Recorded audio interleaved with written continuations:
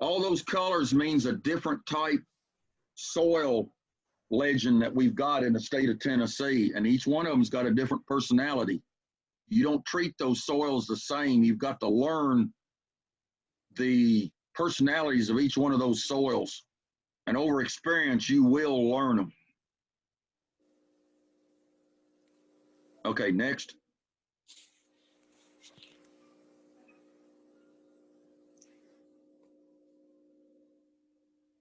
Okay, there's 8 major land resource areas in Tennessee. All right, the Southern Mississippi Valley, which is actually West Tennessee. A lot of West Tennessee is nothing but actually the Mississippi River base is what it is.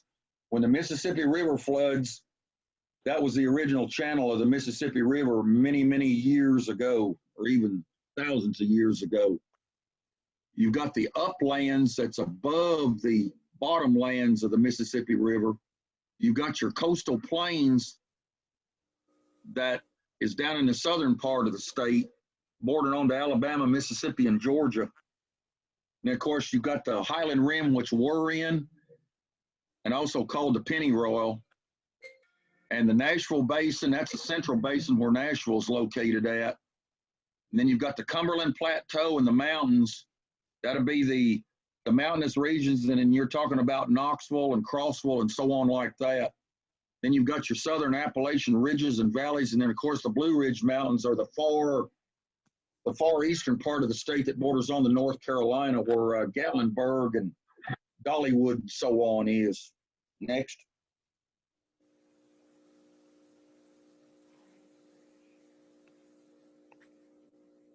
All right, soil types. They're classified by depth of layer, color, texture, and structure.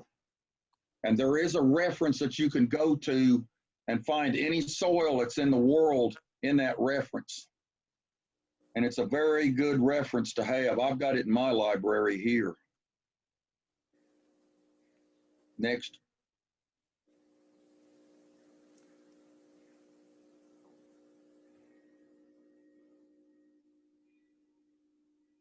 Okay, the depth is divided in horizons.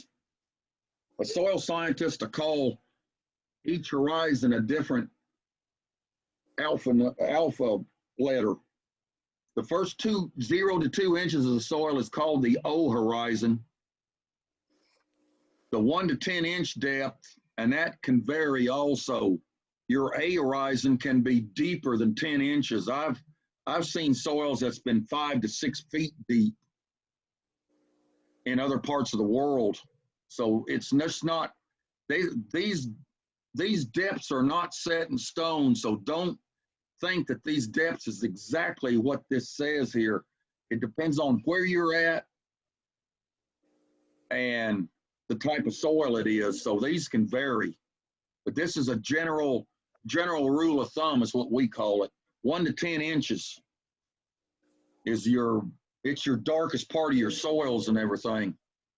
And then they've got an E horizon here, but we don't go by that too much. That's when your topsoil and your subsoil or your B horizon is washed away or eroded away, and there isn't anything there. And then C is actually weathered or decomposed rock, and that's where soil comes from, originally from rock. And it's broken down over the hundreds of thousands of years that it takes to do that. And that's water, freezing, thawing, heat, et cetera, is what causes that. And then your R horizon is nothing but solid bedrock is what it is. That's the original parent material. Our parent material here in Middle Tennessee and the biggest portion of Kentucky is limestone. That's why we've got sinkholes in the state of, in Middle Tennessee and also in Kentucky, because the limestone erodes away with the reaction to water. It oxidizes it. So that's why we have so many sinkholes, because of the limestone. But limestone's good, because we'll get into pH of your soil, and your limestone soils has actually got better pH than what your acid soils do, and we'll get into that later. All right, next. All right, your color, your parent material, and other colors are due to, it depends on the parent material. And it also depends on what's in that parent material. And your colors of your soils can range from almost a pearl white to black. Your muck soils are generally black. Those are what they call glaciated soils from glaciers, like up in Montana, North Dakota, Minnesota, Wisconsin, up in there and along the Canadian border up there in Canada. That's all glaciated soils up there. So the majority of those soils are solid black, real fertile, extremely fertile, and they'll hold water forever. That's just the difference. And then you can go all the way down to the coastal plains to the Gulf of Mexico and you'll get into sand, which don't hold water too good. All right, next.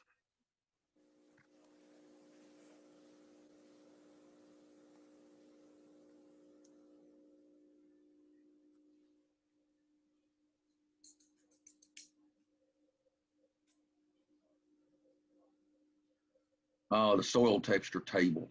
All right, soil texture is the amount of sand, silt, and clay that's in the soil.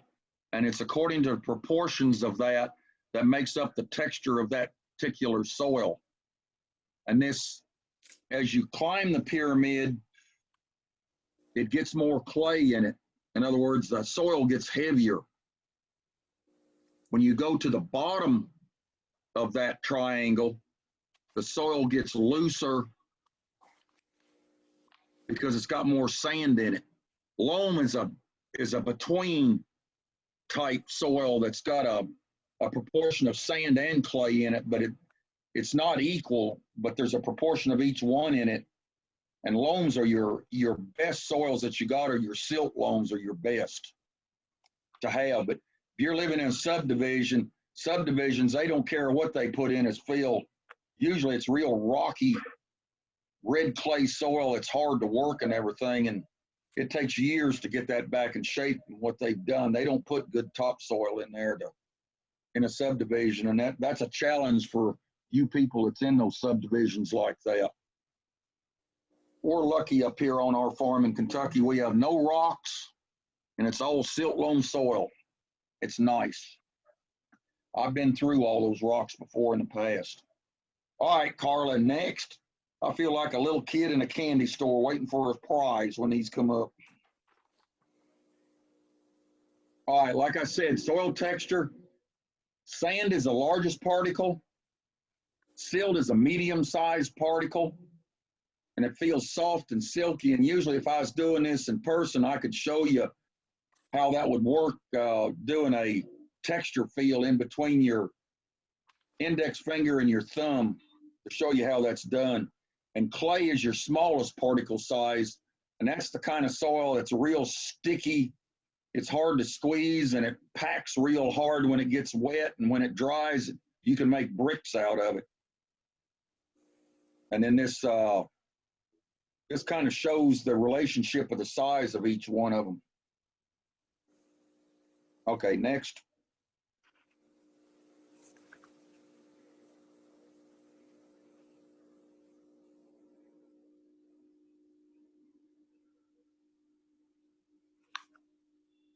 All right, coarse texture soils has a high sand content in it. They do not hold water very well. They've got large pores in between the particles of sand. In other words, there's a lot of airspace in between those soil particles.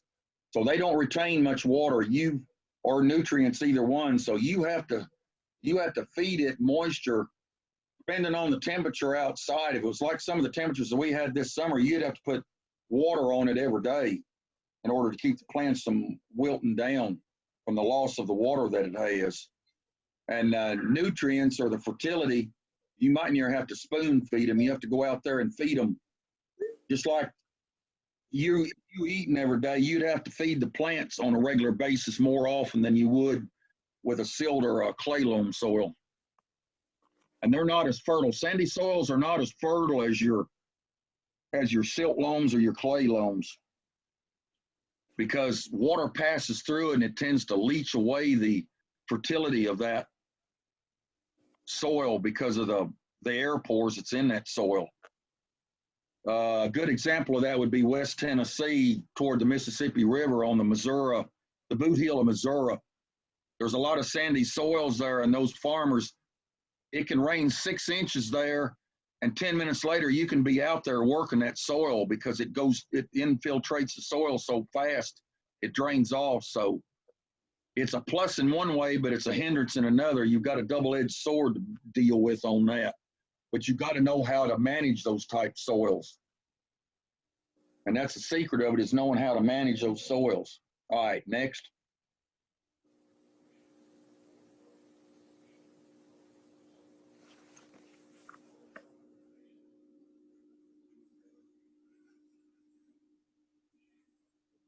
All right, your medium textured soils are known as loams. That's in between a coarse and a fine soil. In other words, it's got sand in it, but it's also got clay in it, and it's just a mixture of both of them together. And these are your best soils to have. They hold water very well, and they work very well when you're working out there in the garden or whatever. The only thing you don't want to never do is work a soil wet, especially a loam soil or a clay soil. If you do, you've ruined your growing season for the rest of the growing season because of that, because it ruins the structure of the soil. And of course, loams has a tendency to retain nutrients or fertilizer nutrients for the organisms in the soil. And earthworms loves the loam and silty loam soils. Like I said before, if you've got earthworms, you're doing everything right doing that. Next.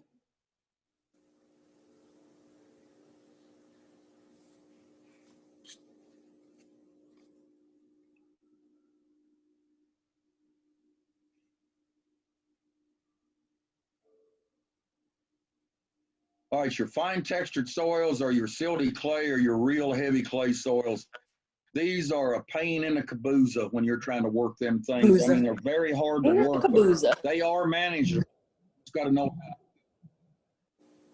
And they tend to hold water real easy.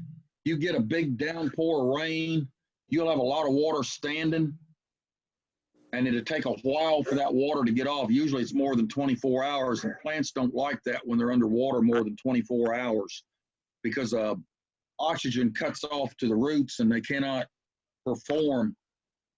And clay soils release water to the plants very slowly. So clay soils are good in a drought where you don't have much rain, but once that water table is depleted, it takes a lot of water to get that water table back up where the plants can regrow again. And there's no airspace hardly in between clay soil particles at all. They're real close together, real tight.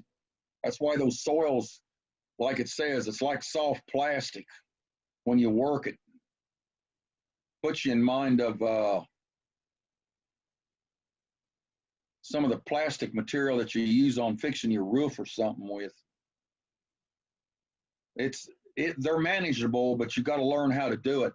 There's some soils in Mississippi they call sharky soils that are like that. They're heavy black clay soils, and those farmers down there and the gardeners down there, they know how to do it because they was raised down there in that area and they know how to manage those soils. So you learn over time what type of soils that you can to work with and everything. So just depends on your region.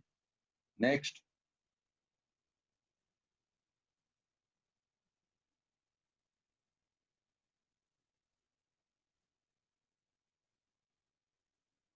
All right, how to do a texture of a soil. You take a pinch of soil in between your index and your thumb, and you press it together against your index finger and your thumb at the same time. And if that soil, as you're pressing it, makes a ribbon or it doesn't come apart, it means it's got a lot of clay in it. And that means that it's too wet too.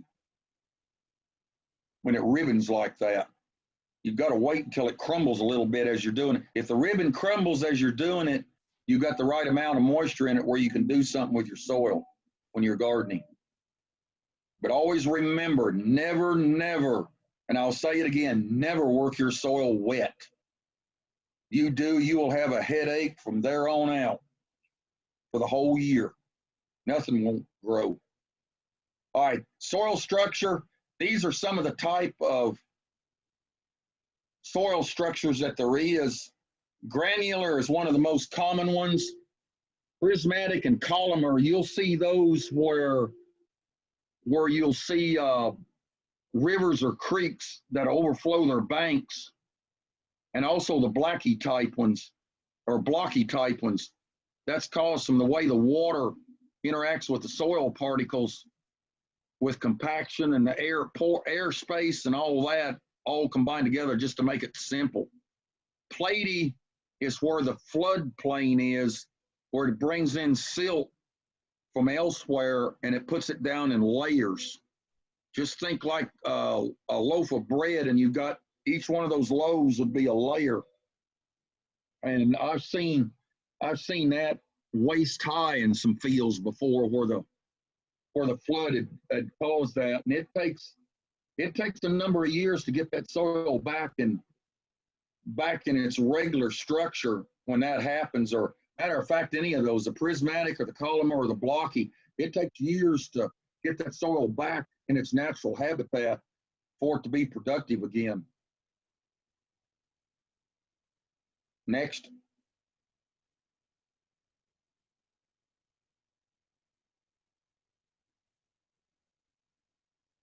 And you'll learn all this as you're working with the soils. All right, soil structure is also known as the tilth of the soil. You can take it and put it in your hand, and you can crush it, compact it, and then it comes back apart somewhat when you do that. That means that soil structure has got tilth to it. In other words, it's got air pores in it that breaks that structure up where the soil is viable for plant growth. But if you get it like down there at the bottom of the slide where it says blocky, or there's a lot of little bitty blocks of soil, that's not good for plant growth, because you'll have air pores there where the root system of the plant grows, and the soil can't seal itself enough so the roots can grow, or the plant roots can grow correctly in that soil. And you've got troubles with that, doing that. So the one in the upper left-hand corner is the ideal type of soil that you want, like the granular. Next.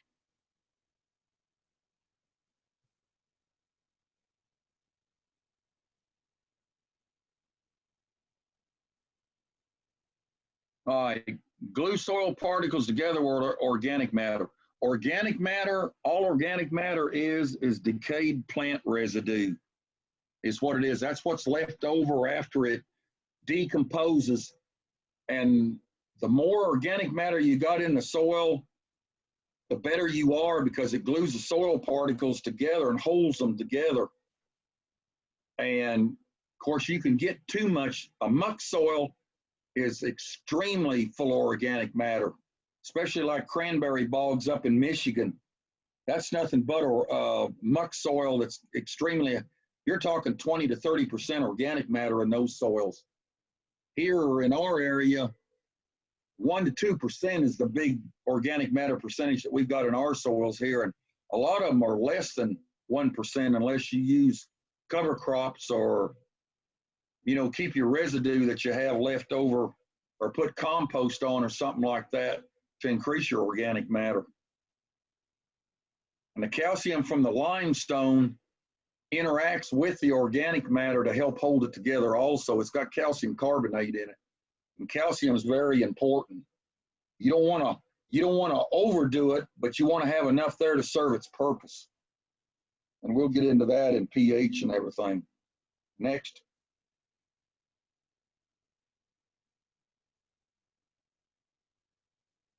All right, so what about structure? It affects drainage, it affects plant penetration, talking about the root growth, the oxygen penetration. So if you've got any soils that are real tight compacted, you're going to have a problem with plant of all three of those. You're not going to have good drainage. The water's going to stand there more than 24 hours. The the plant root is not going to be able to penetrate that soil like it would a granular soil. And they're also going to be depleted of oxygen because of the tightness of the soil, or if there's water standing on that soil too. Granular is your best soil type. Next.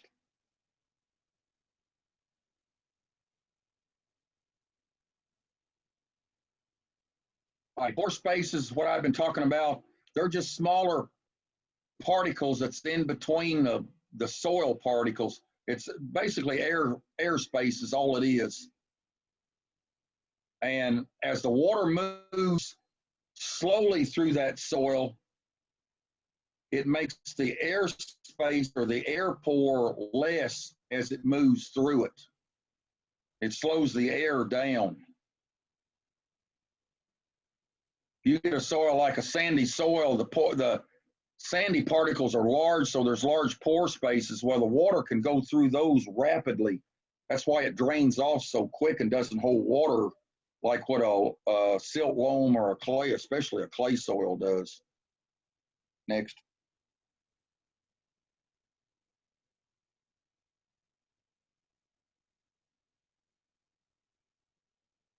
All right, how do we improve soils?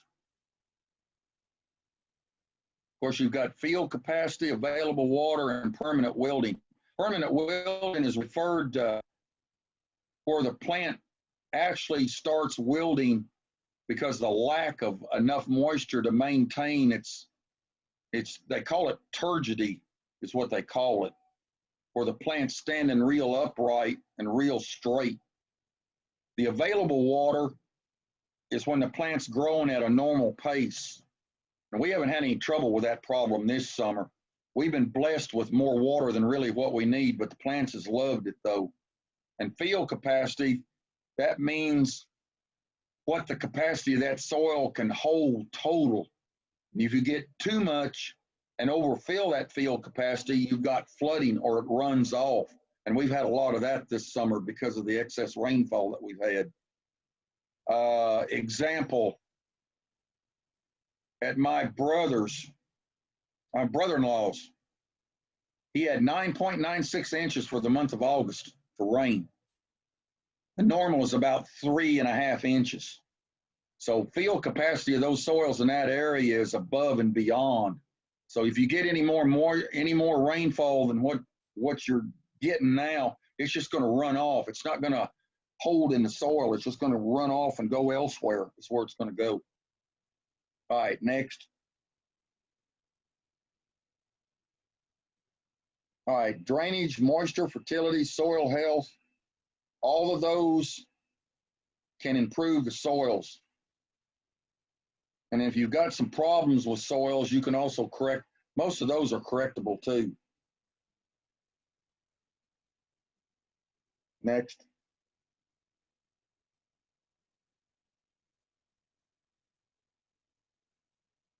All right, pore space can decrease due to compaction, and clay soils are notorious for this.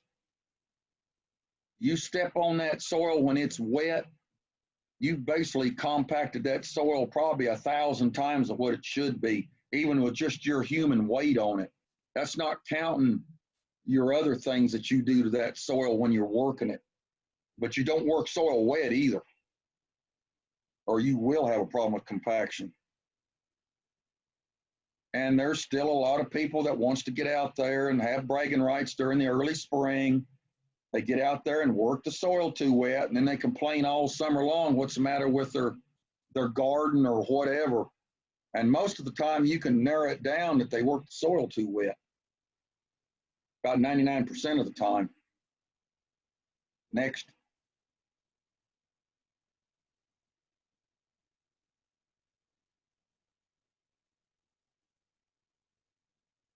All right, we've went over these, but this is an example. This is a good diagram of your soil profiles. Your horizon, that's your darkest colored. That first 0 to 1 to 2 inches is going to be your first darkest colored part of that soil profile. And then you've got your topsoil, which is actually the main part of your soil that you work. And of course, your subsoil, it's got a lighter color to it because it's not being worked. I mean, you can work some of your subsoil in with your topsoil each year. That doesn't hurt. I do that all the time in the garden.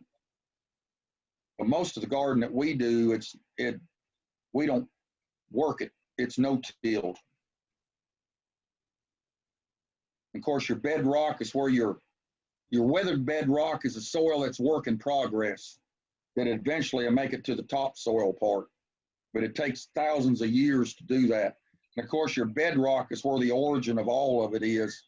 And it takes hundreds of thousands of years for that to get to the top of the soil profile. That just gives you an idea. And there is soils out there that's red, yellow, white, gray, pink. So there's different colors of soils all over the world. It just depends on where you're at. We've got a lot of red soils in Middle Tennessee and in Southern Kentucky because it's got a lot of iron in it. That's why it makes it that reddish brown color, which is good. All right, next.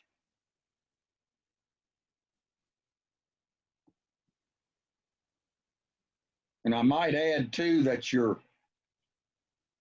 subsoil is also a filtering mechanism for the soil to leach out toxic materials that's in the topsoil. And that's really more important now than it's been in the last 50 years. All right, I've already went over this. This is the humus layer. That's the rich brown. Then the A horizon. Next. All right, leaching I've done.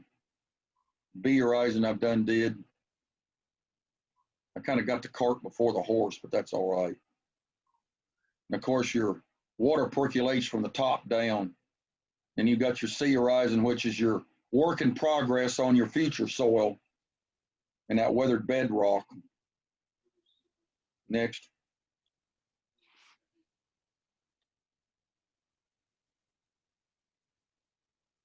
All right, soil horizons and water infiltration.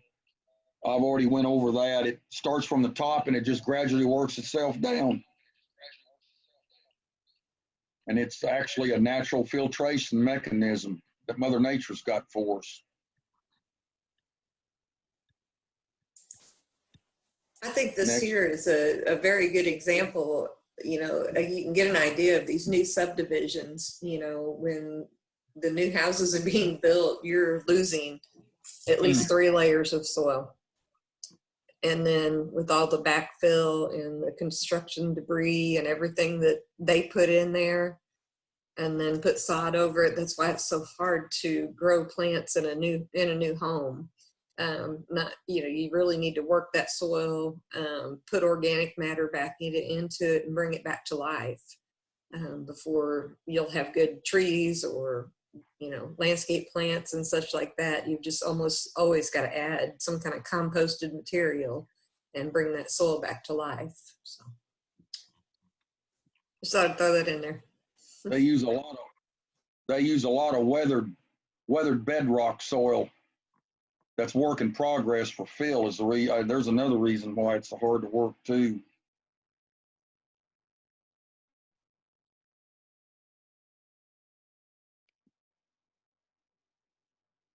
All right, if you want to know if your drainage is good, this is an easy example. You can do it easily. You dig a hole about 12 inches deep. You fill it up with water and walk off and go drink you some iced tea or whatever kind of day it is, or hot coffee or whatever. Come back about 30 minutes later and see how far that water has went down in that hole. And if it's going down at a normal rate, it should be down about halfway. And then go back the next day and look at it. And if there's no water in that hole, you're good. Plants will grow there at a normal pace. But if there's still water in that hole 24 hours later, you've got a problem with drainage for sure, and it's going to impact your plant growth drastically. unless you're raising a crop that likes water, like rice or something. So that's how you can tell right quick if you've got a drainage problem with water, is do that method right there. That's an easy method to do. There's also another way you can do, but it's not, that's some of the additions, Carla, that I made with the weeds. All right, next.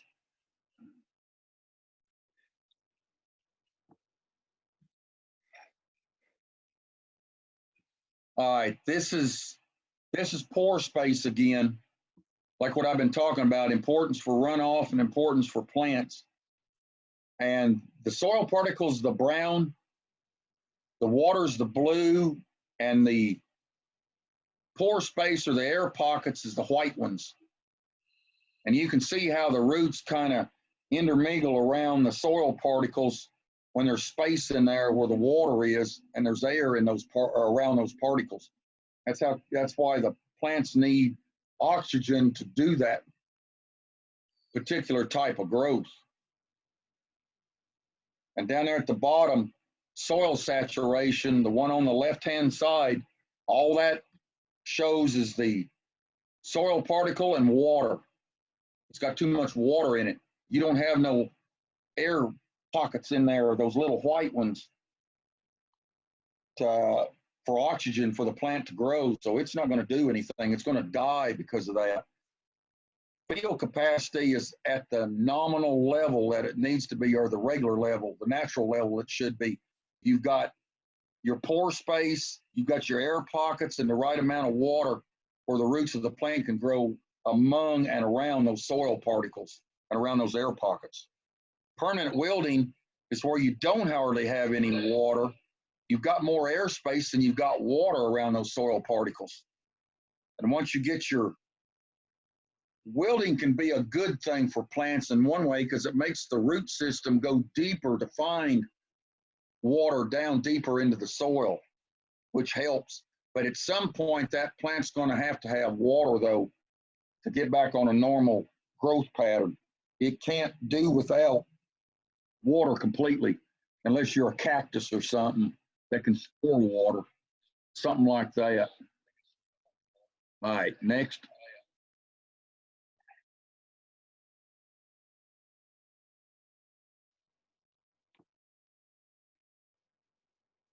All right, let's break there, Carla.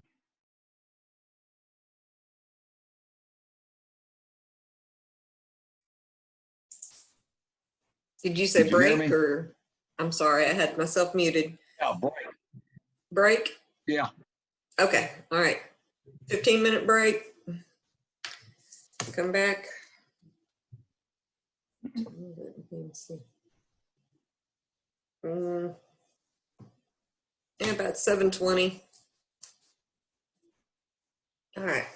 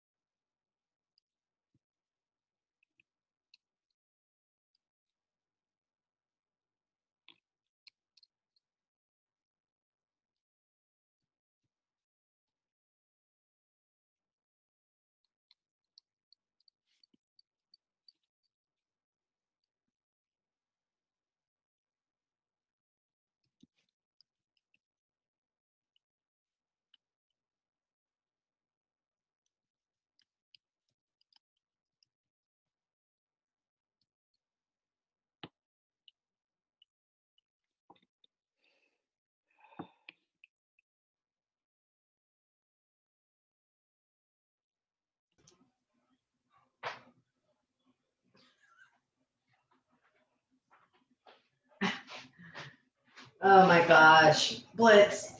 Cat's running across my laptop. You're over here barking at the hockey stick. Everybody go.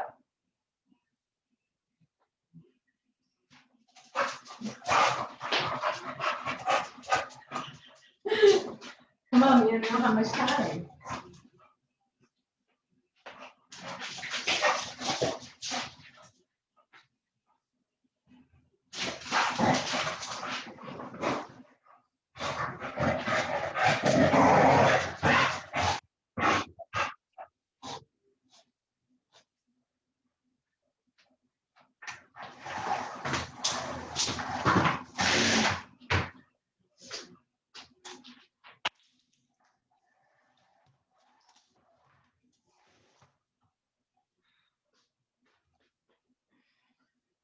You want a potty?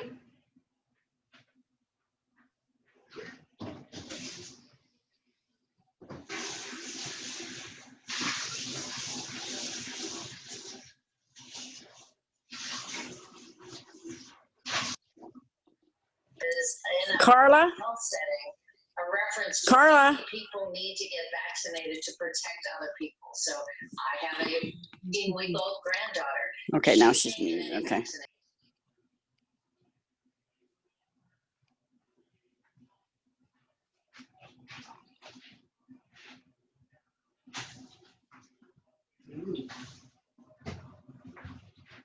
Number of people get sick. I can hear you. Number of people die in order to, Want a cookie?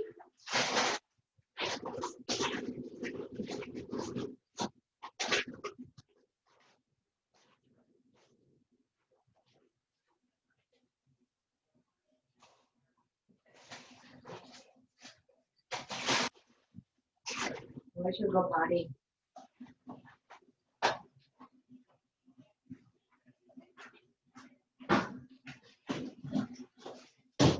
Come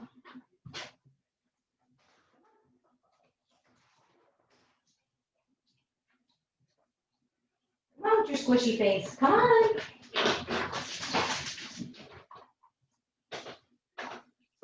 No, go potty. I know you gotta go.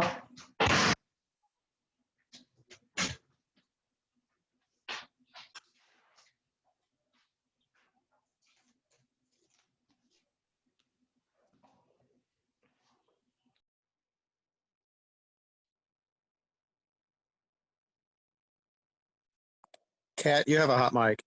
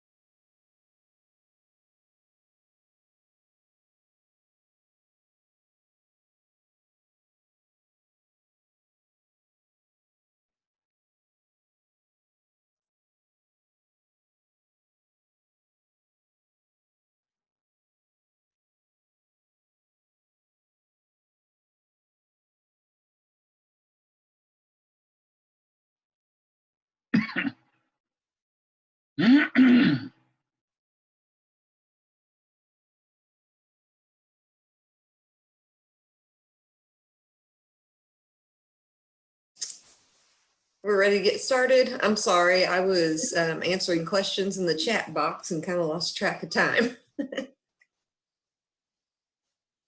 So Hebron, carry on. Yeah. All right. Can you hear me? Yes. Okay. I just want to make sure something didn't happen on my mute thing. Yeah, I was seeing the comments on the chat box.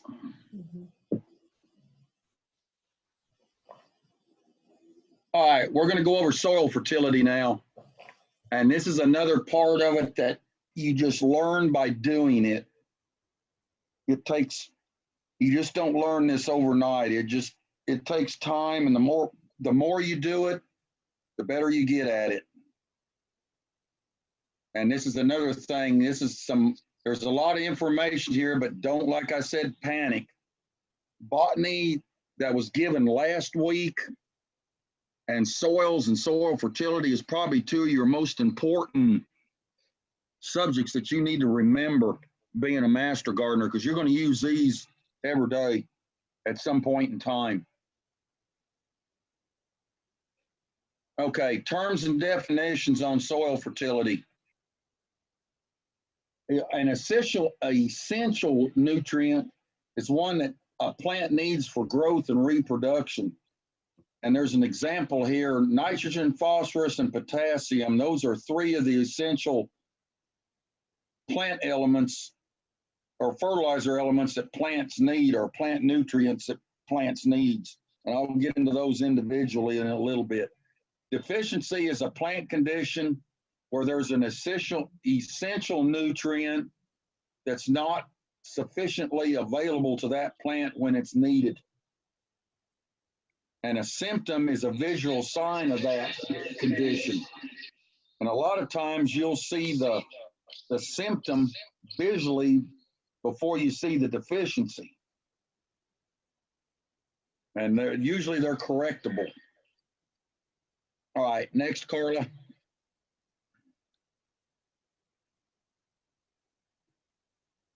All right, a fertilizer is a natural manufactured or processed material or mixture of materials that contain one or more of the essential nutrients that's available either in a dry form, a liquid form, or a gaseous form. And normally the farmers is who uses the gaseous form.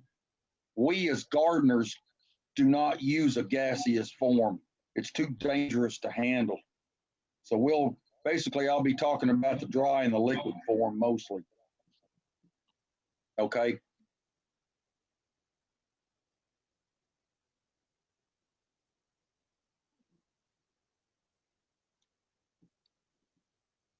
All right, fertilizer terms. The analysis is a percentage of soluble nitrogen, phosphorus, and potassium, or NP and K for short, expressed in the fertilizer. And the brand is a trademark of the company that produced that fertilizer. And a complete fertilizer has to have all three primary nutrients in it. And your primary nutrients are N, P, and K, or nitrogen, phosphorus, and potassium.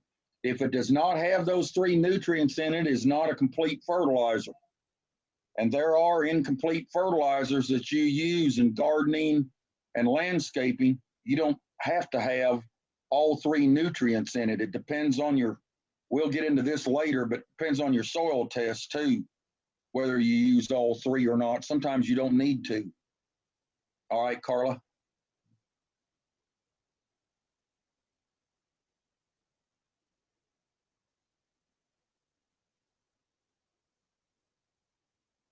All right, on the bag, it has a bunch of numbers and a bunch of writing and everything. And the one down in the bottom lower right-hand corner is the one that's more important than anything on it. And that's the guaranteed analysis in that bag. That bag, this particular one here on this label that they've got, is a 26,412. it's got 26%, 26 total percent of nitrogen in there. And then the nitrogen is broken down into different types of nitrogen that they use to make it 26%. And usually when they do these, they've got really more than, like this one here is 26. It's got to have a minimum of 26 in it. And normally they've got a little bit more than 26. When the State Department of Agriculture comes out and takes random samples of that when they're making that fertilizer, or they'll go to a lawn and garden center and they'll pull samples and then they'll have them tested in the lab to make sure that what they test is what's on that label. And then the 4 is the 4% available phosphate to the plant. And then soluble potash is 12%. And then they can add other fertilizer elements in there too, but that has to be listed on the bag also if it is added. And then the organics is like cottonseed meal, blood meal, and sludge and so on. And those has to be done the same way. They've got to have an analysis on there to be legal in the trade, to be marketed. All right, next. All right, specialty fertilizers, and you can get these at, and I'm just not nothing against anybody, but Lowe's or Home Depot, your mass marketing chains carry these. They've got some just for bulbs. They got some, this particular one's for palm trees. Then you've got them for citrus, and you've got them just for regular trees. You've got them for shrubs. You can prescribe a fertilizer for any plant that's out there, a specialty type fertilizer. It doesn't make any difference what kind of plant it is anymore. We've got the technology to do that now. Same way with organic plant material, it's the same way too. Next.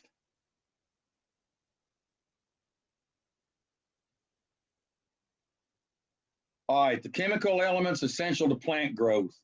Of course, the non-mineral or air and water is carbon, hydrogen, oxygen, and nitrogen. That's in our atmosphere. That's what Mother Nature put there for us. But the minerals from the soil, and they have to be replaced at some point in time. And the primary is nitrogen, phosphorus, and potassium, or N, P, and K. And then the secondary, which is the second important set of nutrients, is calcium, magnesium, and sulfur. And the chemical formulas are beside those names, Ca, Mg, and S. And then your micronutrients, they've got them, a lot of them now, they've got them as macronutrients, but I still call them from old school micronutrients. But these are the nutrients that's in a real minute amount. The plant don't need much of it, but it still has to have it to effectively do normal plant growth. Iron, boron, manganese, and magnesium gets, a lot of people gets those two confused. Copper, zinc, molybdenum. They've also got chlorine, I think, added now. They've added that to the bunch too, and the macronutrient part of it. All right.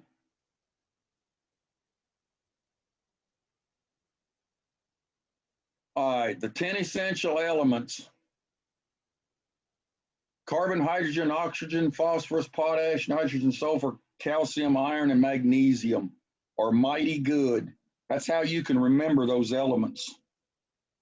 But you use, I mean, when you start getting familiar with them, they'll just come to you naturally. I mean, there's no, but I just learn them just by working with them is how I learn them in the old school.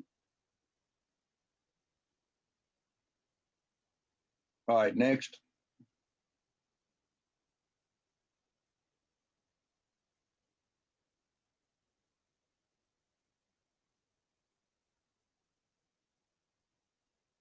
All right, this diagram here shows the primary, secondary, and micro plant nutrients.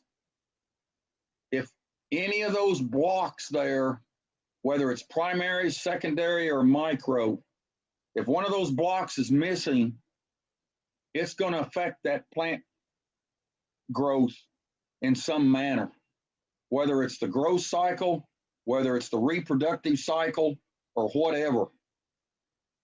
So you want to make sure you've got all your blocks there of your essential nutrients.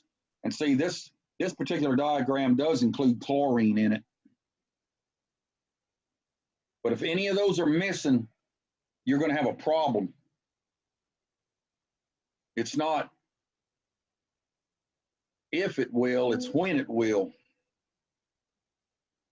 All right, the functions of the nutrients for plant growth, and each one of these plant nutrients has got a certain set of functions that it's class to. All right, carbon, hydrogen, and oxygen are needed in plant processes of photosynthesis. Photosynthesis and respiration. Photosynthesis is the building of the plant. Respiration is the process that tears it back down in the opposite direction. And approximately 95% of the weight of plants comes from products from photosynthesis. And remember, you got to have sunlight to have photosynthesis created. So, all right, next.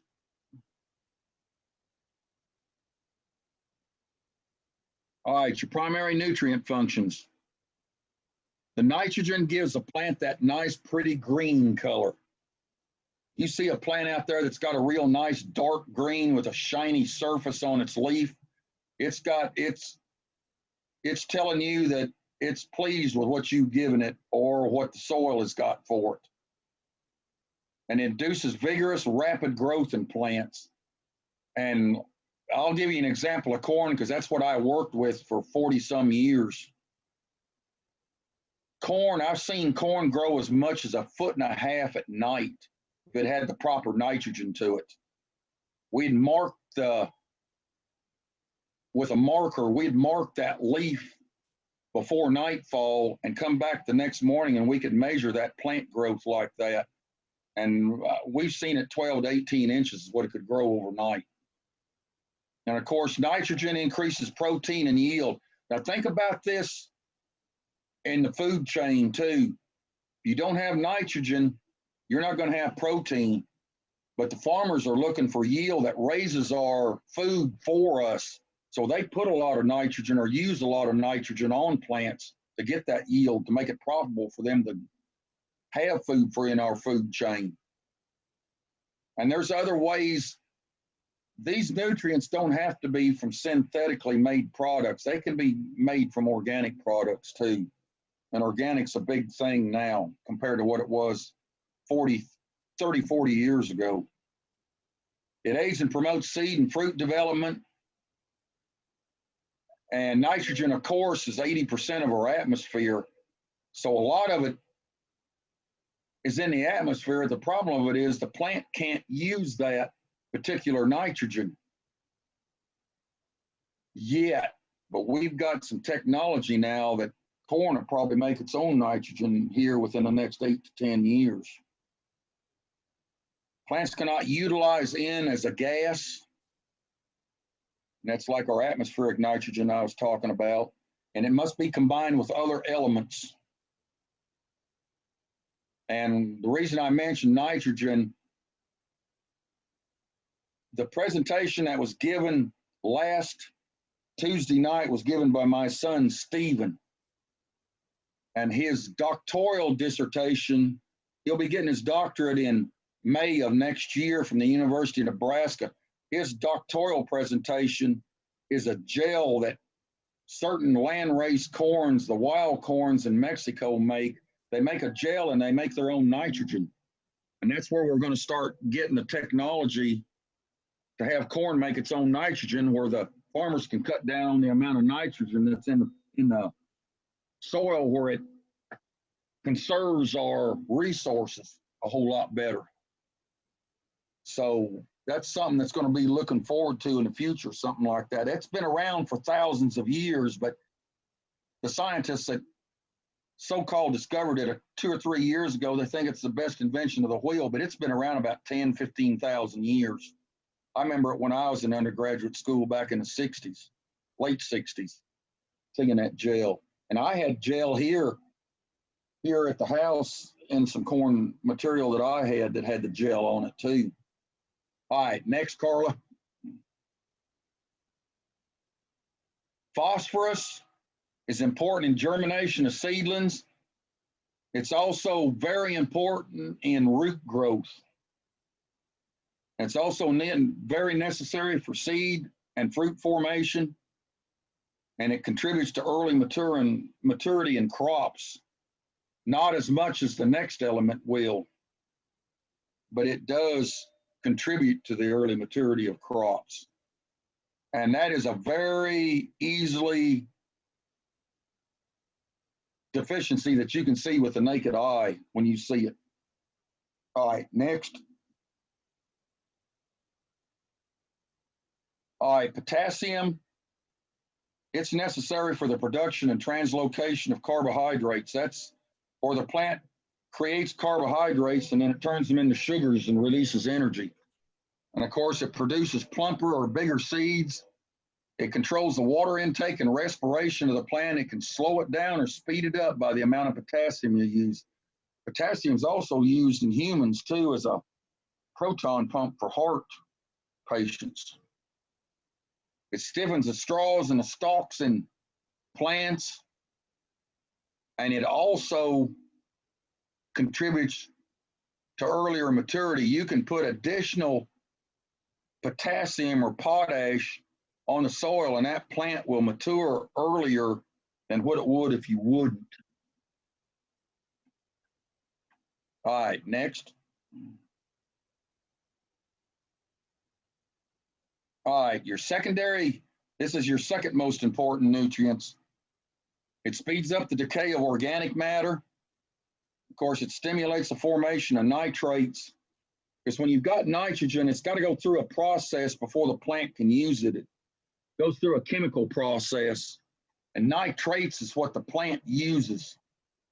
And with the help of calcium, it's called a catalyst in chemistry. It speeds up the process. And calcium also is very important with pH too of the soil, and I'll get into that in a minute. And it promotes root and leaf growth, and it's also for nodulation of legumes like your beans and your peas in your garden. You've got little nodules on the end of those roots. Looks like little, kind of like circles. And there's swellings where they actually release nitrogen. All legumes that do that. All right, next.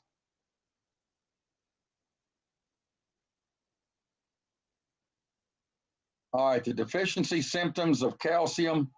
You've got real small leaves, and these are older pictures. I've got my new updated version has got some newer pictures in it. And I apologize with the technical difficulties we've had tonight.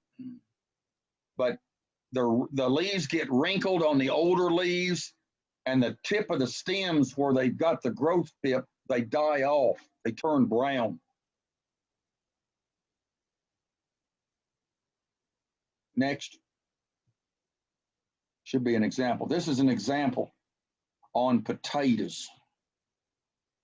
And you can see where the browning is on the leaves. Eventually, the leaves die is what they do with calcium deficiency. You won't see too much of that here in Middle Tennessee or Southern Kentucky because we've got limestone soils. So limestone's got calcium in it, calcium carbonate. So you generally don't see a deficiency that severe. Once in a while you will if your pH is out of whack, or if you've got too high a pH and the calcium can't be available to the plant. All right, next.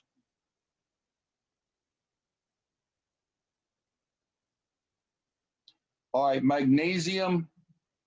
It is called the nutrient at the core of the chlorophyll molecule. Always remember that. Without magnesium, you won't have chlorophyll. That's the green color in the plant. It increases the absorption of phosphorus because phosphorus is the only primary element that is not available rapidly.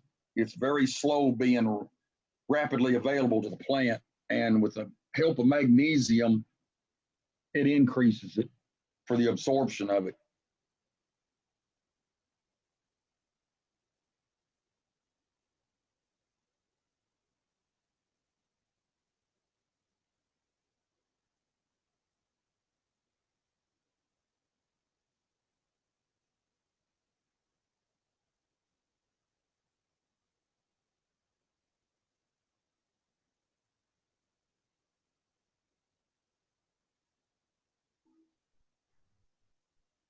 Can you hear me, Carla?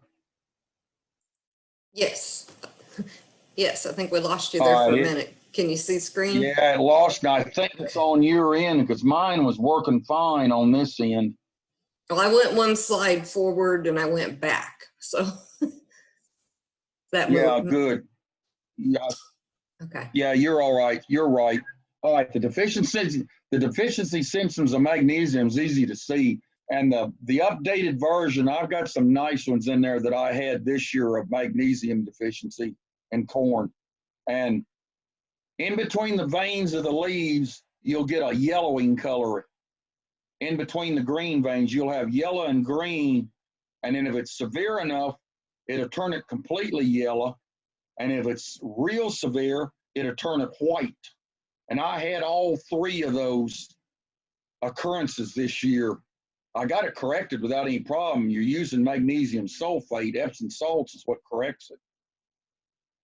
But if you don't have, and see, when it went to yellow, it couldn't produce chlorophyll. When it went to white, there wasn't no chlorophyll being produced at all. So the plant was dying is what it was doing. And the leaf tips curled and cupped upward. Yes, that's what it did with the corn. And you end up usually with a slender, weak, spindly plant overall when you've got a magnesium deficiency. And that occurs a lot. That's just not a random thing.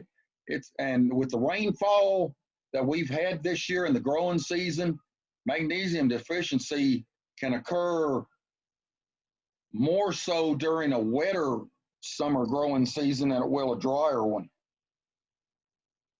But it's correctable though. That's the best part of it. That can be corrected. You get it started from the start at the beginning. You can correct it in a couple of weeks. And this is on potatoes again too. And you notice where you get your on the picture on the right hand side, you'll see that yellowing in between those green veins of that leaf, and then where it's real severe, where it's brown. Actually, that plant tissue turned white, and then it finally turned brown because it died for the lack of magnesium. Now, I've seen a lot of that over the years. Okay, next. And as you do this as a master gardener, you'll learn all this stuff. It'll come to you. Once you see it, you'll remember it. Just trust me. All right, sulfur is the third secondary nutrient, and it's very important, especially in legumes like your beans, your peas, lentils, stuff like that's a legume that produces its own nitrogen. And it also helps the plant enzyme system. It stimulates seed production. And one thing it is very important in, it affects the protein and the amino acid content and the crop quality of whatever you're raising, whether it's tomatoes, peppers, green beans, corn, sweet corn, beets, whatever. Sulfur is very important. And of course, when you use magnesium sulfate, you're getting some sulfur from the magnesium sulfate. So you're kind of killing two birds with one stone when you're using that Epsom salts to correct the magnesium deficiency. You're getting some sulfur in there too. Okay, next.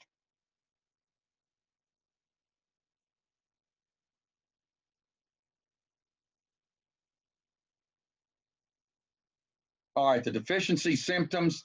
The young leaves are light green and the veins of the leaf is a lighter green. And it's very easily seen And it also, the leaves yellow real bad and the growth is stunted poorly. I mean, it really stunts when you've got a real bad sulfur deficiency. And this is common up where they raise potatoes at, up in Maine, up in Minnesota, Wisconsin, where they raise a lot of potatoes. Idaho, they've got a lot of problems with sulfur deficiencies up there, but they correct them though. They either if they're irrigating, they'll put it in the irrigation water and feed it through the irrigation water as they water the plants, or they can spray it on as a foliar where the plant absorbs it, or they can put it on the soil too and then work it in the soil. There's 3 different methods they can do on that. Okay, next.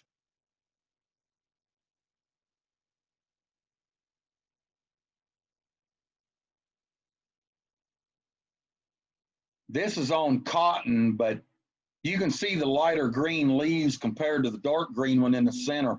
And then you start seeing, we call it chlorosis, where it starts yellowing the veins of the plant and everything. And that's typical. And cotton's another one that used to be like that too, until genetics played a part in that, and they've got it corrected by doing it like that. And if you get a lot of rainfall, you'll see normally amount of sulfur deficiency too. Okay, next.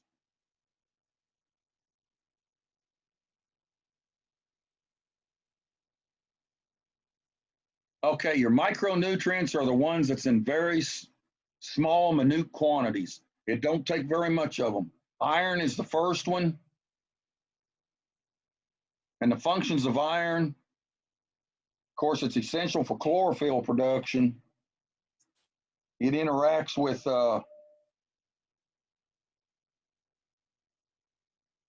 Sarah's got a comment that chlorosis can be a result of low iron. It could be iron, but it also could be chlorosis can also refer to another plant nutrient too. It's just not only iron. All right, it helps carry the electrons of mixed oxygen to the other elements, which helps them metabolize. And you got mottle interveinal chlorosis in the young leaves. And your legumes, your beans and your peas and stuff can have an iron chlorosis or a iron deficiency on a regular basis like that because they're a legume.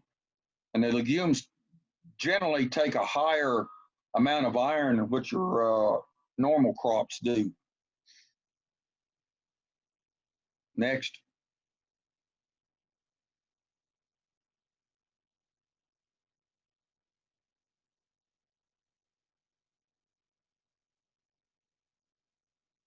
All right, this is a severe iron deficiency where it just yellows the leaf completely and then finally it ends up turning brown and dying.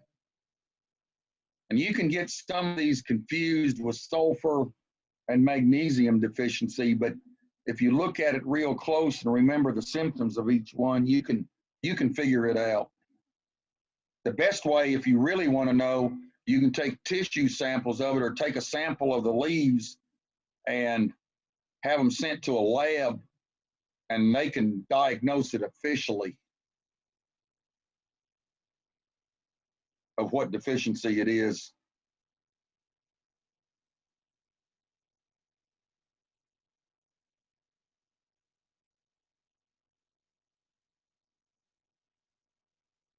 All right, copper is another one. It helps the use to metabolize iron. It also helps in respiration. That's the tearing down process of photosynthesis. And the young leaves are small and permanently wilted. And there's multiple buds at the stem. In other words, it looks like you've got a whole bunch of buds all in one little place where it something kind of malfunctioned there. And actually it did because it's deficient in copper. They didn't think too much about copper here about 20 years ago, 30 years ago, and they found out later on that copper was more important than what they thought it was. So there is a recommendation on the soil test for copper too if you want it run. Depends on what plant or what crop you're raising too. Makes a lot of difference. All right, next. That's why you want a soil test, and I'll get into that in a minute. And this is copper deficiency on wheat and barley. All right, zinc. Zinc has been a problem in corn for years. And of course, it works with plant metabolism. It also helps form the growth hormones, and it also helps the reproductive cycle in plants. And it's retarded between the growth nodes. In other words, when a plant grows, you'll see where it stopped and then another growth started. Well, that node right there where it stopped and started, that's where it a rosette. It looks like a little flower is what it'll look like. A whole bunch of plant tissue tried to grow, and it just couldn't do it because the zinc wasn't there to help it out. And then the leaves get real thick and small. The leaves are almost like leather when you see a zinc deficiency. Corn, it's a stripe down it, a white stripe down the leaf. The whole length of the leaf is where you see it at. And that's also caused from low pH too. Or no, not low, high pH. Causes zinc deficiency too. All these nutrients work within a pH range, and I'll get into that in a minute.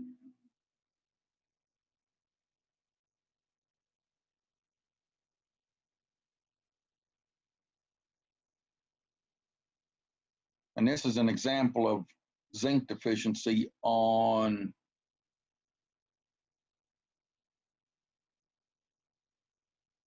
citrus.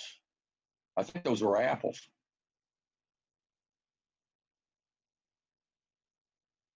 And I've seen that on apples before. All right, next. And if you're using hydroponics, which is fertilizer, nutrients, and water, you've got to be particularly careful how you manage the amounts of those fertilizer elements in that water. Hydroponics it don't have as much mercy as what it does in the soil. All right, the functions of boron. This is another element that they talked about it in the late 60s on soybeans. They started looking at it and they started finding out that boron was important too at the time, and it just kept getting more. And your legume crops, your beans and in the forages and everything what the farmers raise, alfalfa, red clovers and like that, lentils, all your legume crops, boron became very important, they found out. So boron's recommended too from a soil test too. It affects the water absorption by the roots and also the translocations of the sugars, which is the energy produced by photosynthesis. That goes through the pathways of the plant as it grows. Deficiencies are short and thick stems, and usually the young leaves or terminal buds are light green at the base, and they stay light green normally. Next. Oh, and the leaves become twisted and die, which they do if it's a severe one. And this is a typical boron deficiency on potatoes. They've got that pretty much under control now with the potato crop after many years of researching it. All right, next. All right, manganese. Plant metabolism and nitrogen transformation is what its functions are for. And deficiency symptoms are intravenous corrosis, in other words, in between the veins. And the young leaves eventually die if it's severe enough.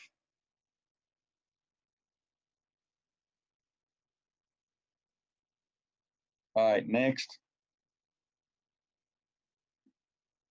All right, this is a good example of magnesium deficiency on potatoes. And you can see the veins, and then you see the starting the yellowing of the veins in between the green color of the leaves.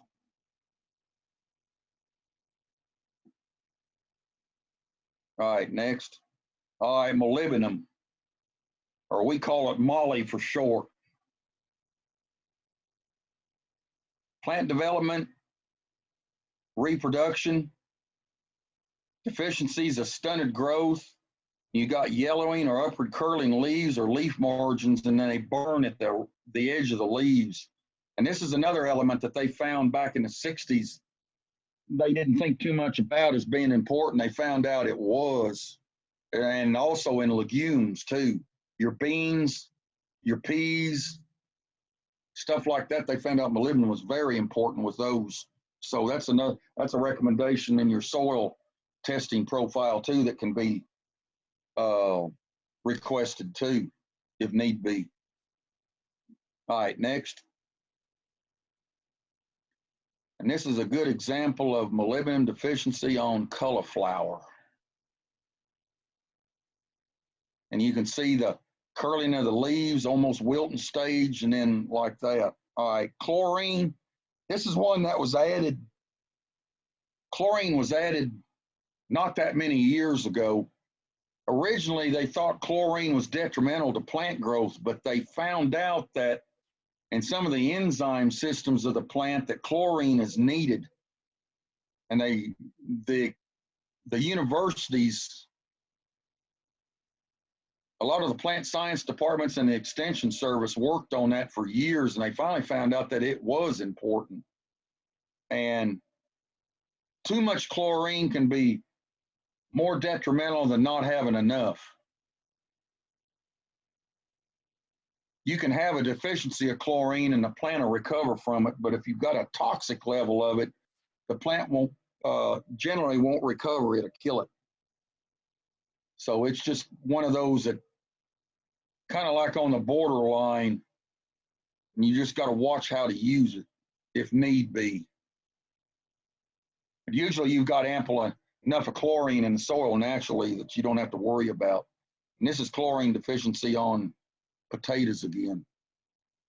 It looks very similar to manganese or magnesium deficiency or boron, but if you was looking at the real plant in real life, you could really see the differences of it. All right, next. All right, 4 phases of soil management. And if you don't manage your soil, you're not going to have a good soil profile to work with. Analyzing your soil, using soil conditioners, adding general fertilizer, or you can use specific fertilizers. All right, next.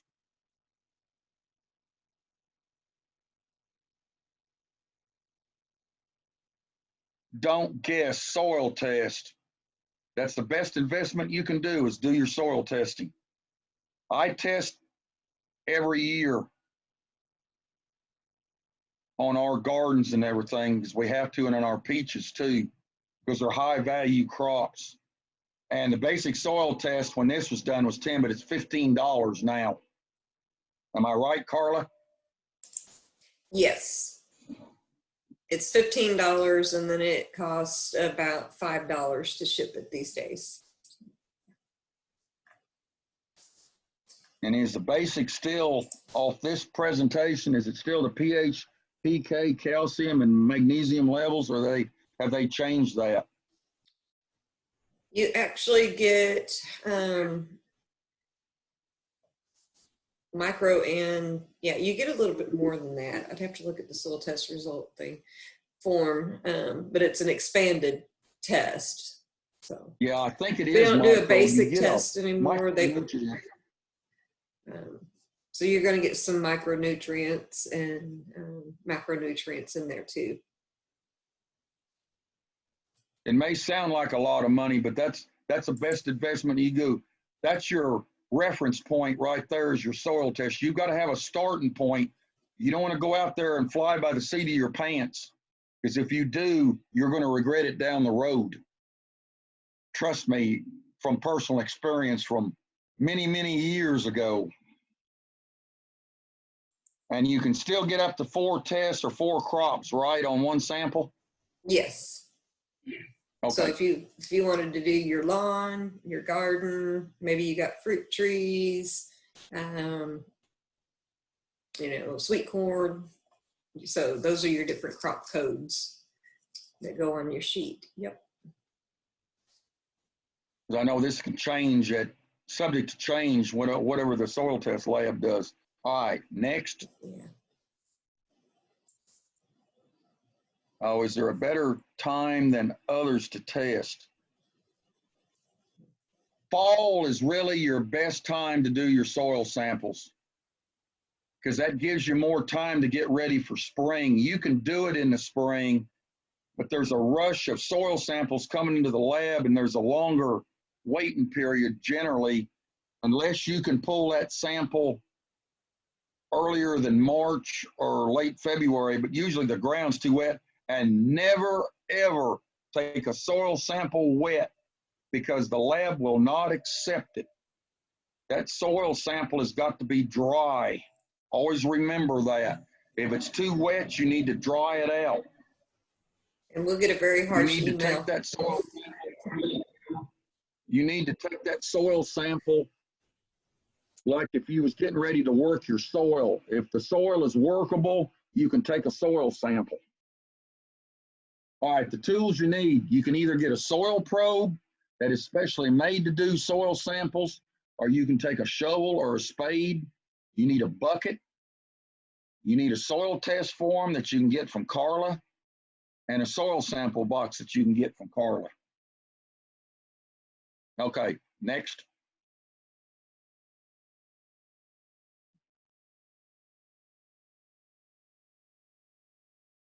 All right, soils can be analyzed any time of the year, but like I said, fall is the most desirable time. Usually your soils are drier and they're more accessible and it's not so busy at the time. But like it says here, soil samples must be dry when submitted to the lab. They will not accept them if they're wet.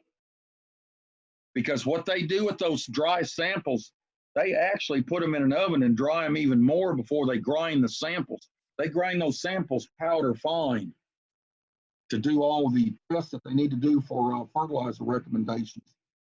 And if you need lime on your soil, you need to put that on a minimum of 6 months before you plant your garden or your yard or whatever, or your lawn or whatever you're doing. That's why it's better to take it in the fall or late summer. If you're doing a lawn, you really need to take it in late summer if you're going to sow it this fall, which right now is almost too late because this is the 1st of September, but you can still get by with it though. And then if you need to put potash on or phosphate, it's a good time to do it in the spring, better than in the fall rather than the spring because it gives it time to become available for the plants in the spring. Next.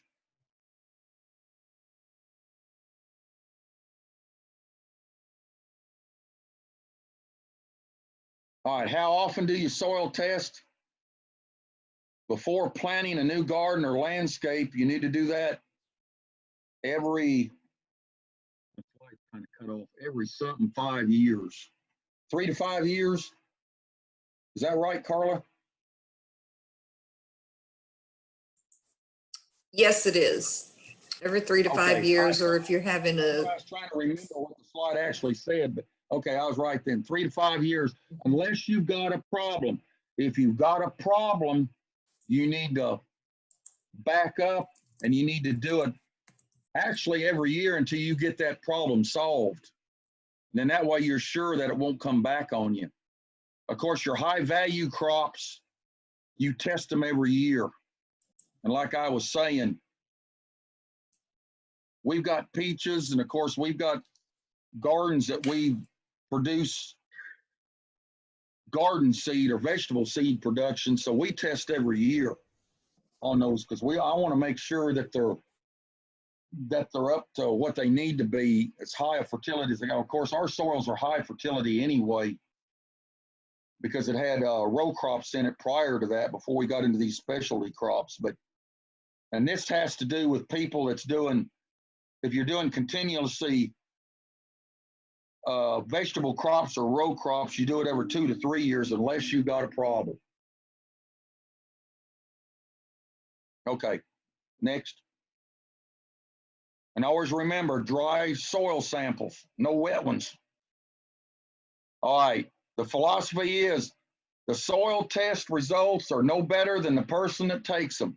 If you take a poor soil test, a soil sample, you're going to have poor soil testing results. So make sure that you take the correct amount of soil samples that you need. And I've gotten cut off here, Carla, so I can't see what the rest of it says, but I double the amount of soil samples that I take on mine. If it says take 10 samples, I take 20.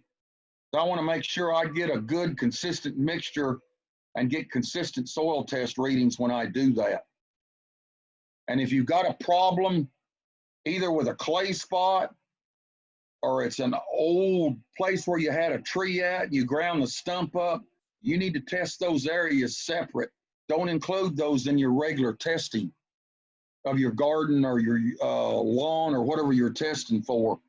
Those need to be kept separate because you're going to have a different soil test result out of that by doing that. All right, next. All right, once you get your soil samples, you gather, of course, several locations. You need to dig at least 6 inches deep. You need to dig as deep as you're working your soil, is the rule of thumb. And then you place your samples in the bucket and you keep going until you get enough of those samples together. And then you take all those samples that you've got in that bucket. And if you've got any roots or debris or anything, you need to remove that. And then you need to mix all that up real good. If you've got some clods in there of soil, you need to break those clods up and get that soil mixed up as fine as you can get it and make sure it's dry. And once you do that, usually I'll take the sample, even if it is dry enough to do, I'll take the sample and lay it on a piece of cardboard or something. And then I'll leave it out there in the sun if the sun's shining for an hour or something. And then I'll take it back up and remix it again in the bucket. And then I know it's ready to go into the soil testing box. And they usually have a line that tells you how much to put in there. It used to be a cup full, but I think it's a little bit more than a cup full now. But if you go up to that line, that's all you need to do on those bags that they've got. And then you'll put your name and your address, and if you've got a name of the area that you tested, you put that on there, and so on. And then, all right, next. And I keep a duplicate sample of my samples. And the reason I do that, I had the soils lab one time lose my samples. So you don't have to go back and do it again. So I just resubmitted the backup samples to them because it come out of the same bucket. I just put another sample in another bag where I could have that and labeled it in case that would happen. And it can happen. I know it's happened to me twice in the last 30 years doing that. But this is one way you can collect your samples. If you're in your garden and you don't have any trees or anything to worry about, you can zigzag back and forth like this.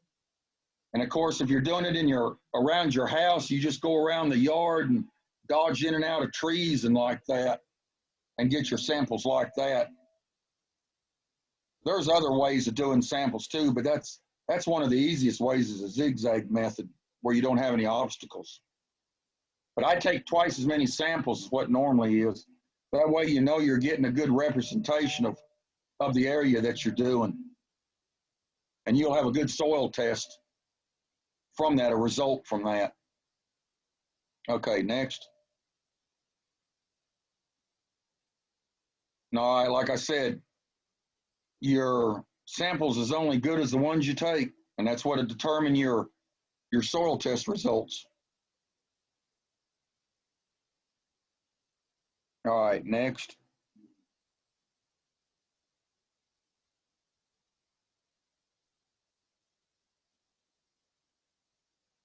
Soil has a cation exchange in it. And what it is, it's negative and positive charges that's within the soil. And that's what makes your fertilizer elements work in your soil, is those negatively and charged particles. And when you get a negative and a charged particle together, they react. And when you add water to it, they become a solution. And that's the way plants take up that solution, is in the solution method. Okay, next. All right, soil pH is very, very important. And you got to make sure that your soil pH is in order before you get your, all right, what does it mean for uniform cores? In other words, Andriana, take your samples, try to get them the same size and the same way you took them each time. You know, they won't be totally 100% exact, but you'll get them close. And do that each time. That's what you call also uniformity. And as long as you do that, you won't have any trouble with your soil tests. Just do what you did the first time, do it a repeat the same way, and you got it. You go for it.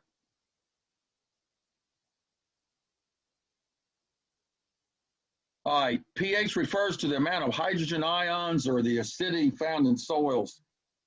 The acidity is the amount of hydrogen ions in the soil. And as they increase, the pH increases. All right, the pH scale can range from 0 to 14. I have seen soils as high as 18 in some of the parts of the world. Here, I've seen soils here as high as 8 or 8.5. And that's generally high for us. Normally, your ideal soils, well, Tennessee ranges from 4.5 to 7.5, but in the other presentation I've got, I've changed that because it's been updated. But of course, 4.5 would be great for blueberries or azaleas or something that's acid-loving soil or acid-loving plants. And then 7.5 or 7.0 would be good for your legumes like beans and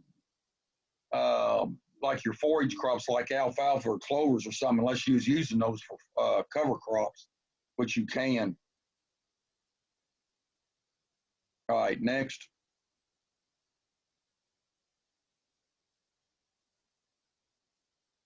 And adjusting the soil pH, you use lime.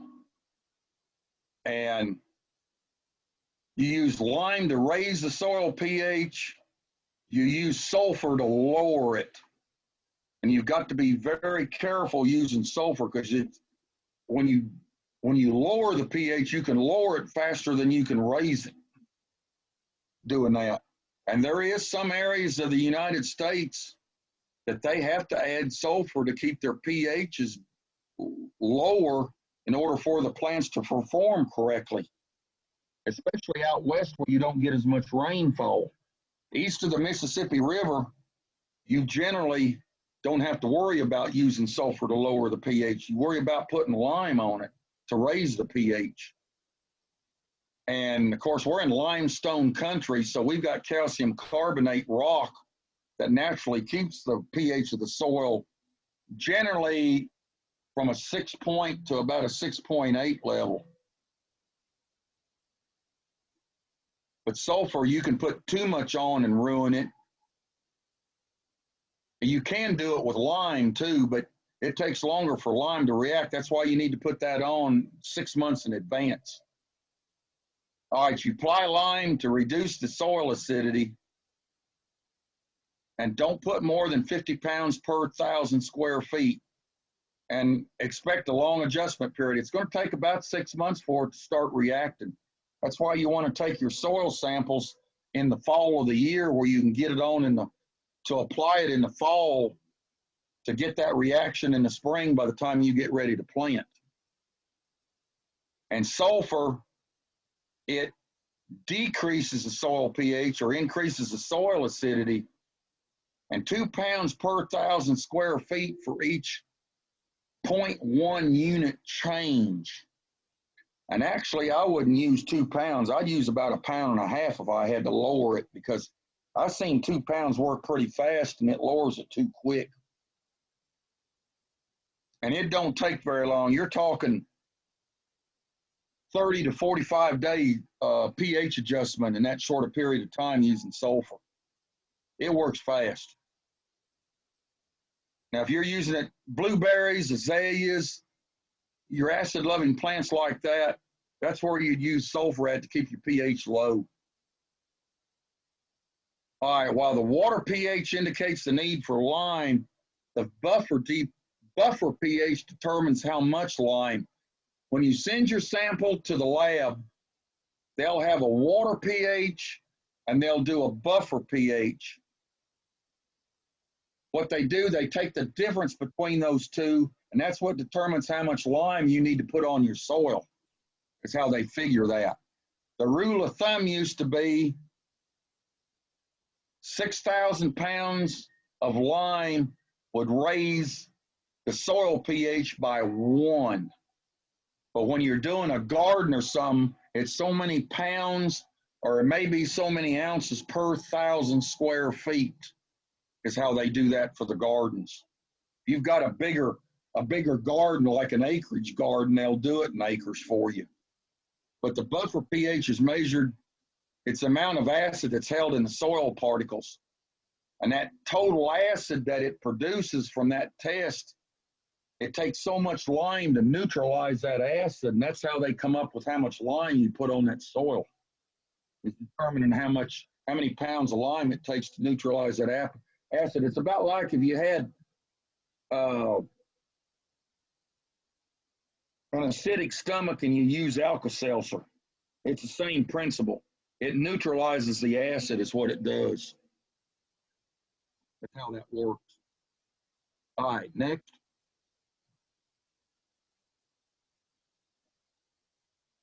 All right, do you want to go over that sheet, Carla? Sure. Yeah, I was going to show it at the end. I'll go to the website, but just your basic information, your contact information goes on the sheet, and this needs to be updated, that you can list up to 4 crop codes and get recommendations back for that. The codes are on the back of the information sheets, and then your soil sample boxes should be marked clearly with your contact information, and that needs to correspond with what is shown on the information sheet.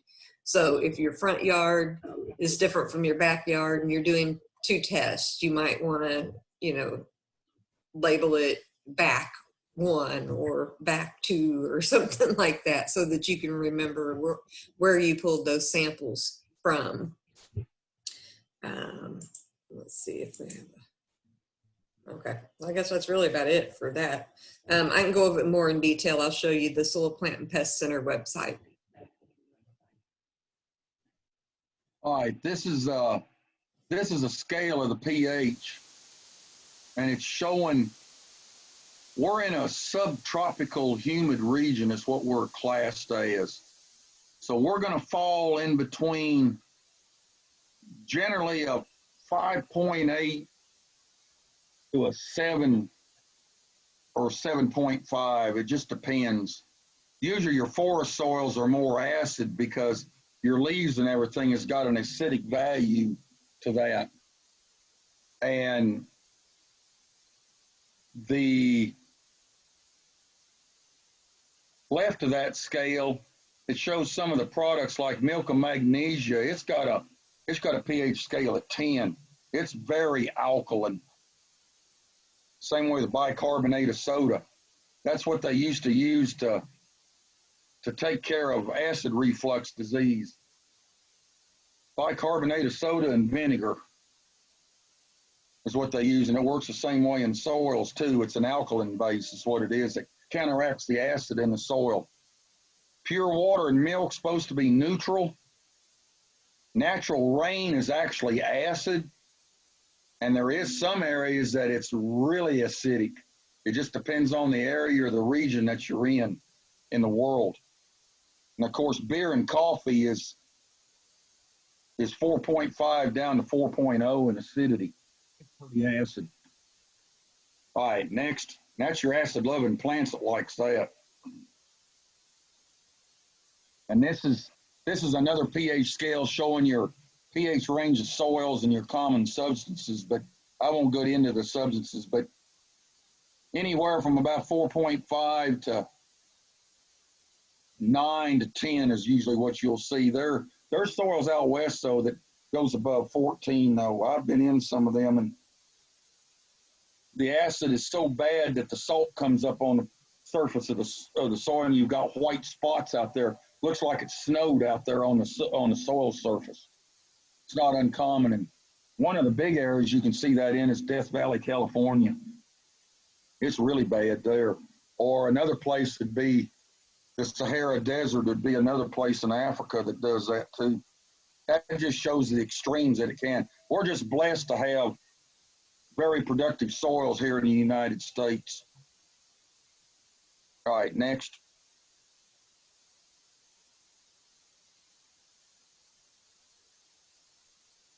All right, this is your pH and nutrient availability. And you can see as the pH increases on certain plant nutrients, it affects the availability of certain nutrients. Most of your nutrients fall in that 6 to 7 to 7.5 range is ideal pH for your nutrient availability. And that's where you want to try to keep your pH. We try to keep our pH between 6.5 and 6.8 in our soils. And it took years to get that done, but once you get it there, it's easy to maintain every year. And there is and it was in my updated version, is a pH meter, a portable one that you can carry in your back pocket. And you might want to make a note of this. Kelway, you can Google it, and Kelway Industries still makes that. Mine's 45 years old, and it still works just like the day I bought it. I used it in college too, all through my soils classes in college.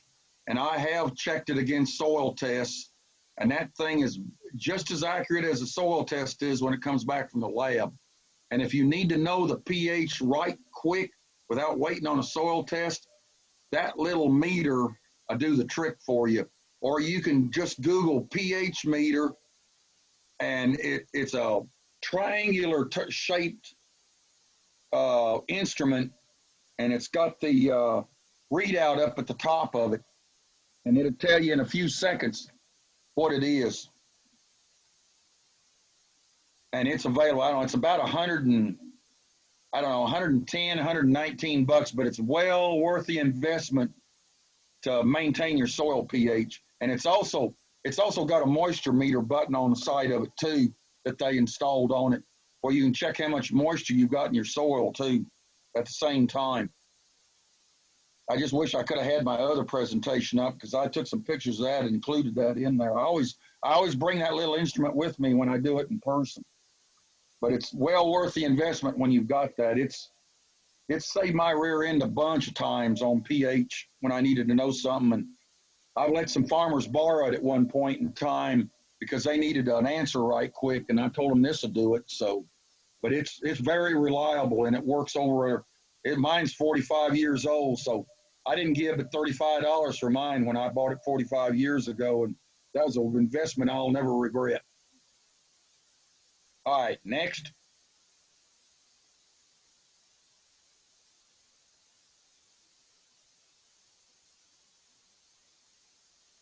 All right, there's types of fertilizers: complete, incomplete, organic, inorganic, soluble, and insoluble.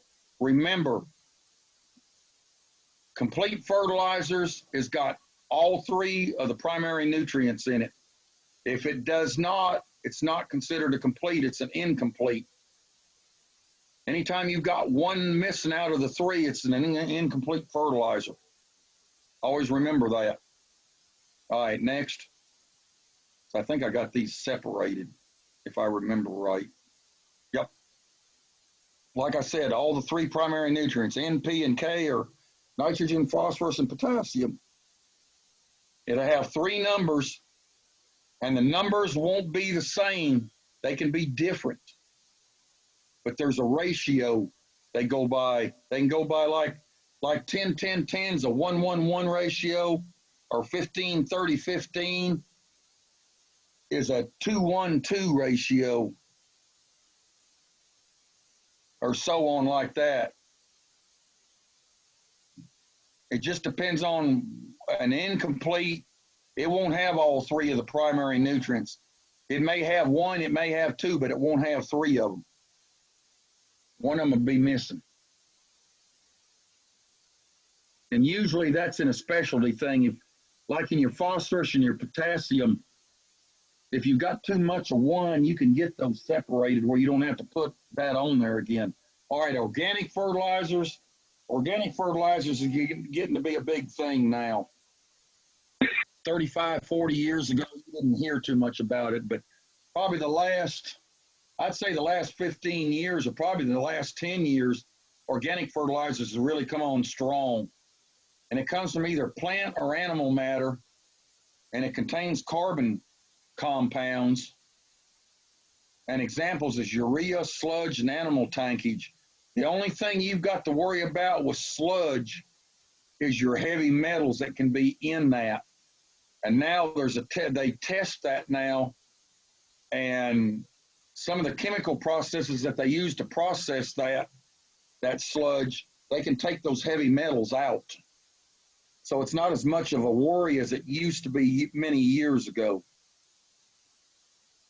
And then, of course, on the animal tankage, you've got to watch to make sure that the bacteria rates of E. coli and salmonella and all that is down to nothing. That's the only concern that you've got to watch in that. But generally, if they go through the treatments that's recommended by USDA and FDA and all of them, you won't have that problem with those organic fertilizers. Okay, next.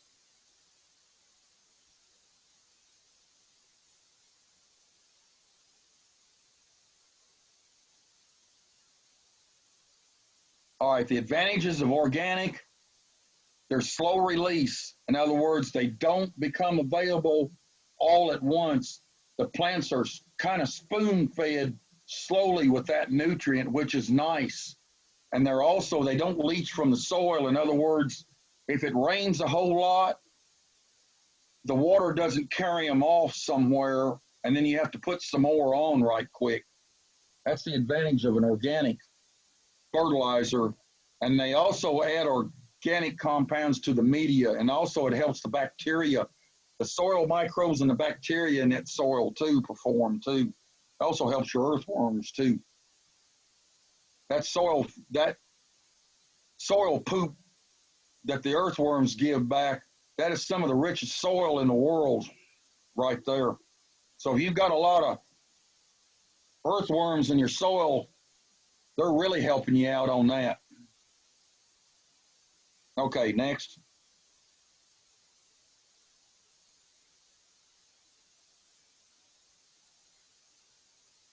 Of course, there's some disadvantages. I go with both sides of the coin. Some of them's hard to get. Some of them's not sterilized properly according to regulations. Some of them's got a lower nutrient content sometimes than what's on the bag if they don't get sampled right from the governmental authorities like USDA or the state authorities or whatever, and they can be very expensive. And that's what you have to write. You need to shop around for organic products because there is a big difference in prices. And a lot of these organic scams that's out there will take you for everything they got if they've got a chance to do it if you don't do your homework ahead of time. Seen that happen more than once. Okay, inorganic, these come from sources other than chemicals. Other than animals and plants. These are actually synthetic products. That's like your bag fertilizer that you buy at the co-op or buy in the small bags or whatever from Lowe's or Home Depot, some of your mass marketing chain stores. They've been used for years, but we're trying to be sustainability now, and things are starting to change to a different direction. And that's, you can make any desired ratio of nutrients you want. They're easy to get, and they don't cost as much.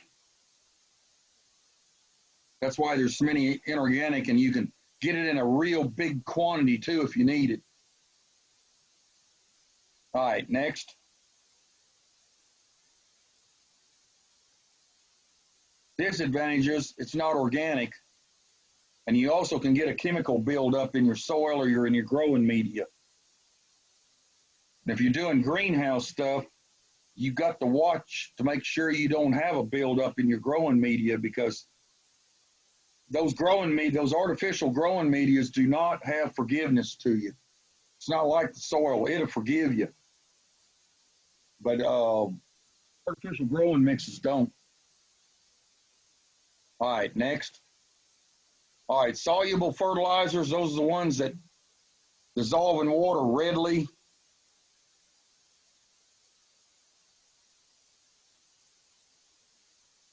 Yeah, you can use, Vivian, you can use chicken poop and compost, because you're going to heat that compost up, and if you get it the right temperature, you're going to kill most of the bacteria in it.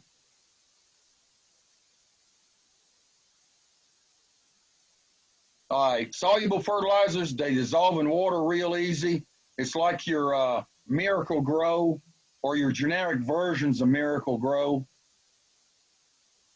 And in fertigation, all that is adding fertilizer to your irrigation water as you're watering your plants. And they do a lot of that in the West because it conserves, they've got to conserve their water out there. And water is very precious out there. You will get killed over water. And they still do that today, too. You'll get killed over water if you get somebody else's water, because it's based on a share of water. It's how much can go through a 12 by 12 inch square. And if you steal water, you're a dead man. If you're still alive and survive, it's a federal penitentiary with free room and board and 3 meals a day.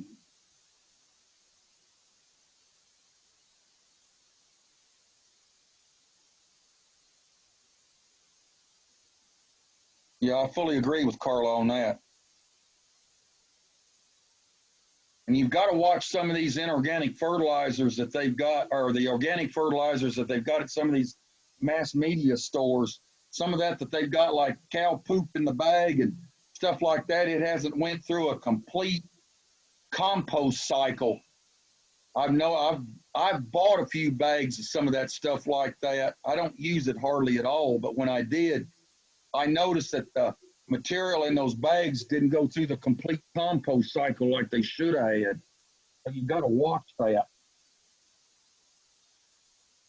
All right, insoluble fertilizers includes granular and solar release applied to the growing media.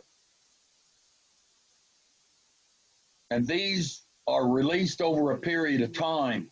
They're not released much. Like Osmocote is one. It's got a sulfur coating on it, and each time the water hits it, it releases some of the nutrients as it goes. And you've got them anywhere from 90 days up to a year on those. It just depends on what kind of coat, how much coating they've got on those fertilizer trills is what they've got. All right, next.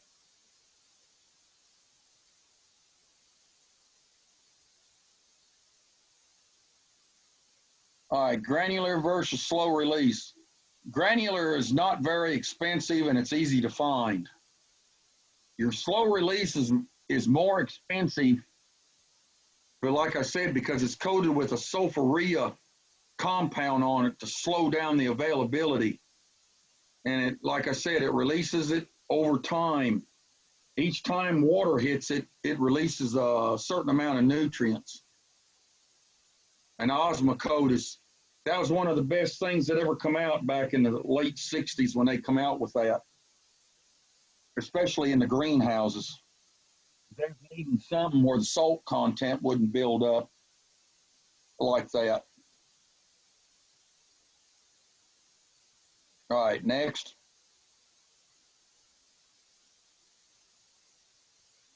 All right, fertilizer analysis expresses weight by the percentage of nitrogen, phosphorus, and potassium, just like a 20-10-20.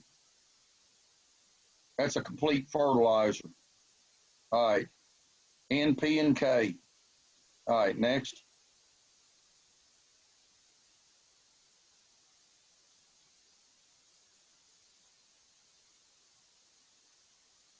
All right, next.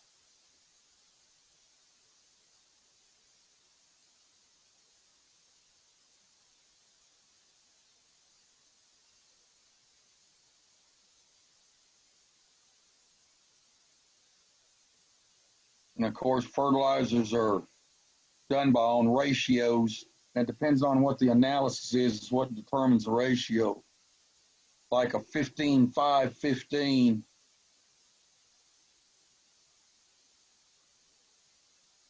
Yes, there is certain labs that will do compost tests. They're not cheap, but they can do them.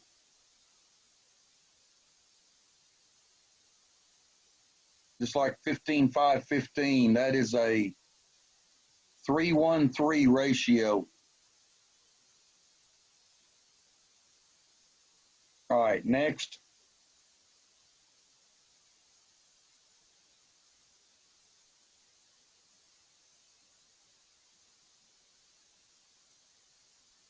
All right, this is just another example of different ratios. 10-10-10 is a 1-1-1 ratio, and a 24-8-16, which I use a lot on liquid fertilizer, is a 3-1-2 ratio. All right, next. I'm going through these a little faster because of time.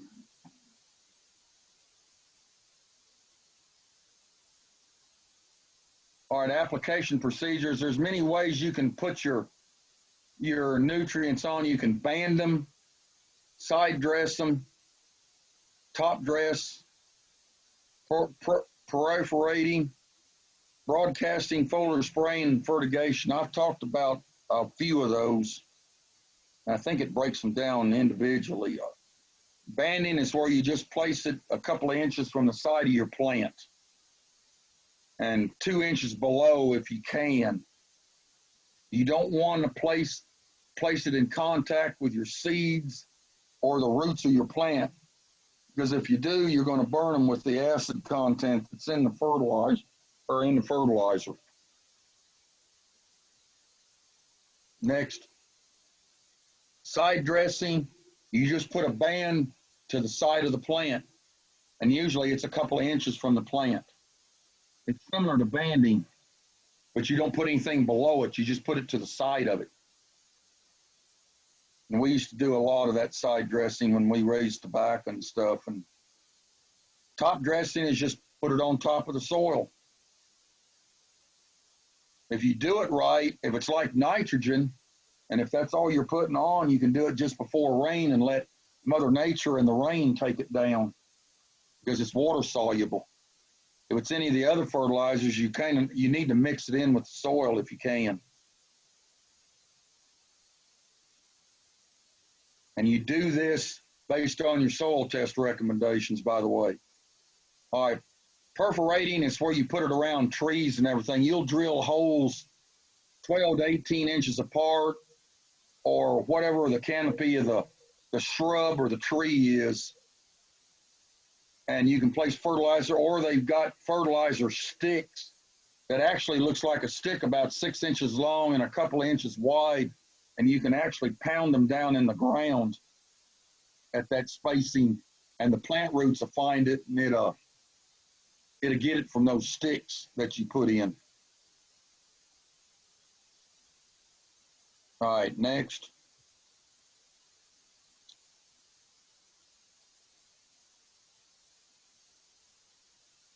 All right, broadcasting, you just apply it over the entire area. If your soil test shows that you've got a medium to high fertility, you can do broadcasting. But if you've got a low fertility on a certain nutrient, you need to broadcast part of it and either side dress or band part of it until you get that soil test up to the medium to high range. All right, next.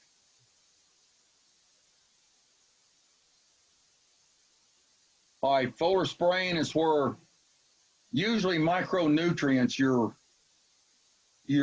nutrients that's in real small, minute quantities is usually what is used in this. And these are used on vegetable crops or fruit crops like peaches, apples, pears, plums, blueberries, stuff like that. And you've got to be careful on how you mix these, because basically what you're doing, you're mixing fertilizer, nutrients, and water as a carrier. And if you put too much, you're going to burn the plant leaves. And if you don't put enough, you're not going to correct the deficiency that you got. This is one way of correcting your deficiencies. If you've got them, a quick way of doing it is foliar spraying. All right, next. Fertigation, like I've said before, it's water-soluble fertilizer put into the irrigation system either of a greenhouse or for nursery crops or in commercial crops. It says you water the fertilizer and inject it. Usually you've got a injector or proportioner that you set to put the right amount of fertilizer, and it dilutes it to the ratio once the pump starts working or the injector starts working. There's some that you can put on the end of the hose that is like a 1 to 1/16 ratio doesn't cost very much. They've got Venturi and positive displacement, but you're getting into some money on some of them. Some of those cost thousands of dollars to use. Just for the home gardener, you could buy the $10 one that you can put on the end of the hose and put the other end down in the bucket of concentrate and let it suck it out of there while you're watering. The method used should be practical, effective, and cost efficient. And the method used affects the nutrient availability for the plant use. And the fertilizer must be dissolved and reach plant roots. If it doesn't reach the plant roots, it's not going to help the plant.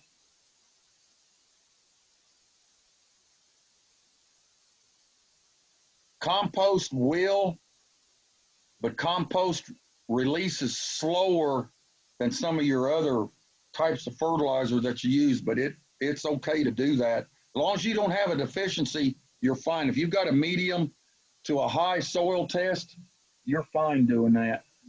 You don't have any problem with it. This is just an example of some of the nitrogen nutrients that it takes to begin the release. Some of them only takes minutes. Some of them takes days. Some of them takes months. And then the residual, that's what's left. That's how long it lasts. They last from days to months. And it just depends on what you got. That's just an example of nitrogen sources. All right, next. The technology of that's changing every day. All right, using soil conditioners. All right, the best materials to add to your soil: compost and manure. And the addition of this organic matter will improve your overall soil texture and structure. It's also called tilth of the soil, TILTH. It improves drainage. It definitely improves water holding capacity, or WHC for an abbreviation. And it does provide some nutrients. Some of the nutrients are going to be more available than it is as others. It just depends on the source. But your soil conditioners do work, and they do have their place to be used. All right, next.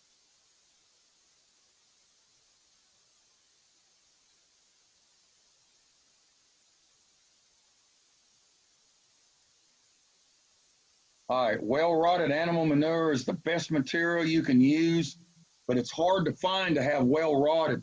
You can find it that's a year old. That's the best you can get because it's already went through the heat cycle that it needed to go through. And it's also, compost is also an ideal way to improve your organic matter in the soil.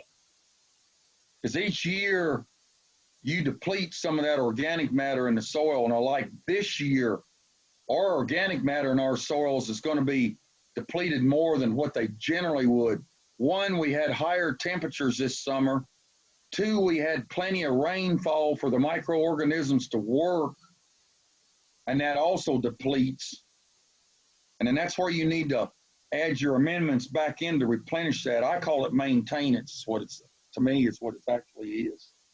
But do not use fresh manure, fresh sawdust, or stuff like that, because it will burn your plants, because it hasn't gone through a heat cycle yet or a compost cycle yet. Until it does that, do not use that material like that. Okay, next.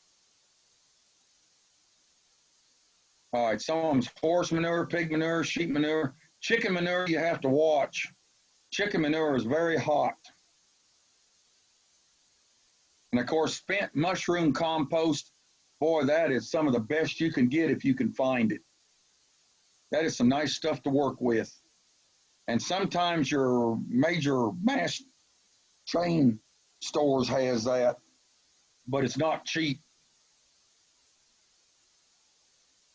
Composted pine bark works great. Cottonseed hulls works great. Your green manure crops also add soil organic matter. You need to turn the crops at least 6 weeks before you get ready to do anything, because that allows the bacteria in the soil microbes, to break it down for you. All right, next. It also controls weeds too. All right, green manure crops acts as nitrogen fixers. Alfalfa, broad or Vava beans, red clover, lupine, winter vetch, crimson clover. Those are excellent green manure crops. I've used all of those at one time or the other. And these do not fix, but you can mix them with your nitrogen fixers though, and it works great as a companion crop. Buckwheat, rye, mustard, Italian ryegrass. I don't know about Italian ryegrass. That's getting to be a nuisance now. Barley, wheat. I always use barley and wheat and rye is what I used with usually my winter vetch and my crimson clover is what I used in companion with the barley and the wheat. Barley's a little bit earlier, won't get as tall, and you can plow it under a little bit earlier, where wheat will get a little bit taller, and you can plow it a little bit later if you want to. Rye will get extremely tall, but it makes a lot of organic matter, though, when you plow it under. All right, next.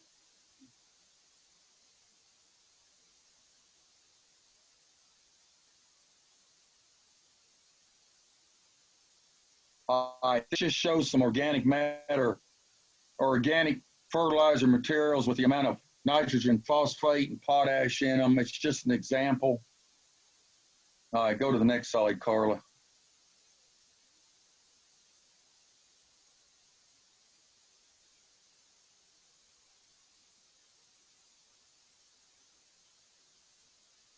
That's the same way with some of the other manures. All right, next. And this is some of the commonly available fertilizer materials. There's a whole bunch of stuff. Limestone is magnesium and calcium carbonate. Dolomite is the best lime you can put on because it's got magnesium in it, and it's also got calcium carbonate in it to adjust your pH. And Dolomite limestone, or Dolomite, and get pelleted lime. That's even easier to use because you don't have the dust with it, and it's easier to apply, and it also becomes available more quickly too. And this is an example of a soil test result. This is an older form, I'm sure. Gives you your phosphorus results, pounds per acre, and your potassium, and your sample number, and your water pH. And then the fertilizer, it gives you your recommendations of what to put. And your limestone's the same way. And that's on a basis of per 100 square feet. Okay, what have we learned in this thing? The whole thing, despite the technicalities that we've had. To produce healthy crops, we must feed the soil and continually improve its texture by adding the organic matter. Manage your soil successfully, learn the soil type and its characteristics, know the essential plant nutrients, the primary, secondary, micro, macronutrients. Next.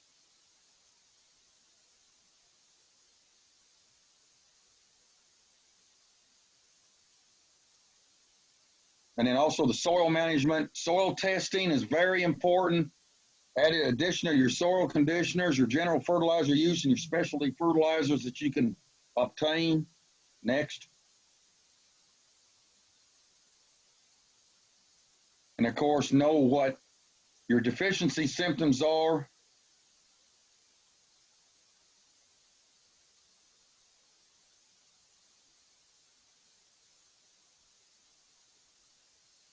And then hopefully you'll have happy results like this. This is some of the crops that we've raised in the past. Peaches, and this is broccoli and cauliflower, the fall crop. Next. That's in the garden.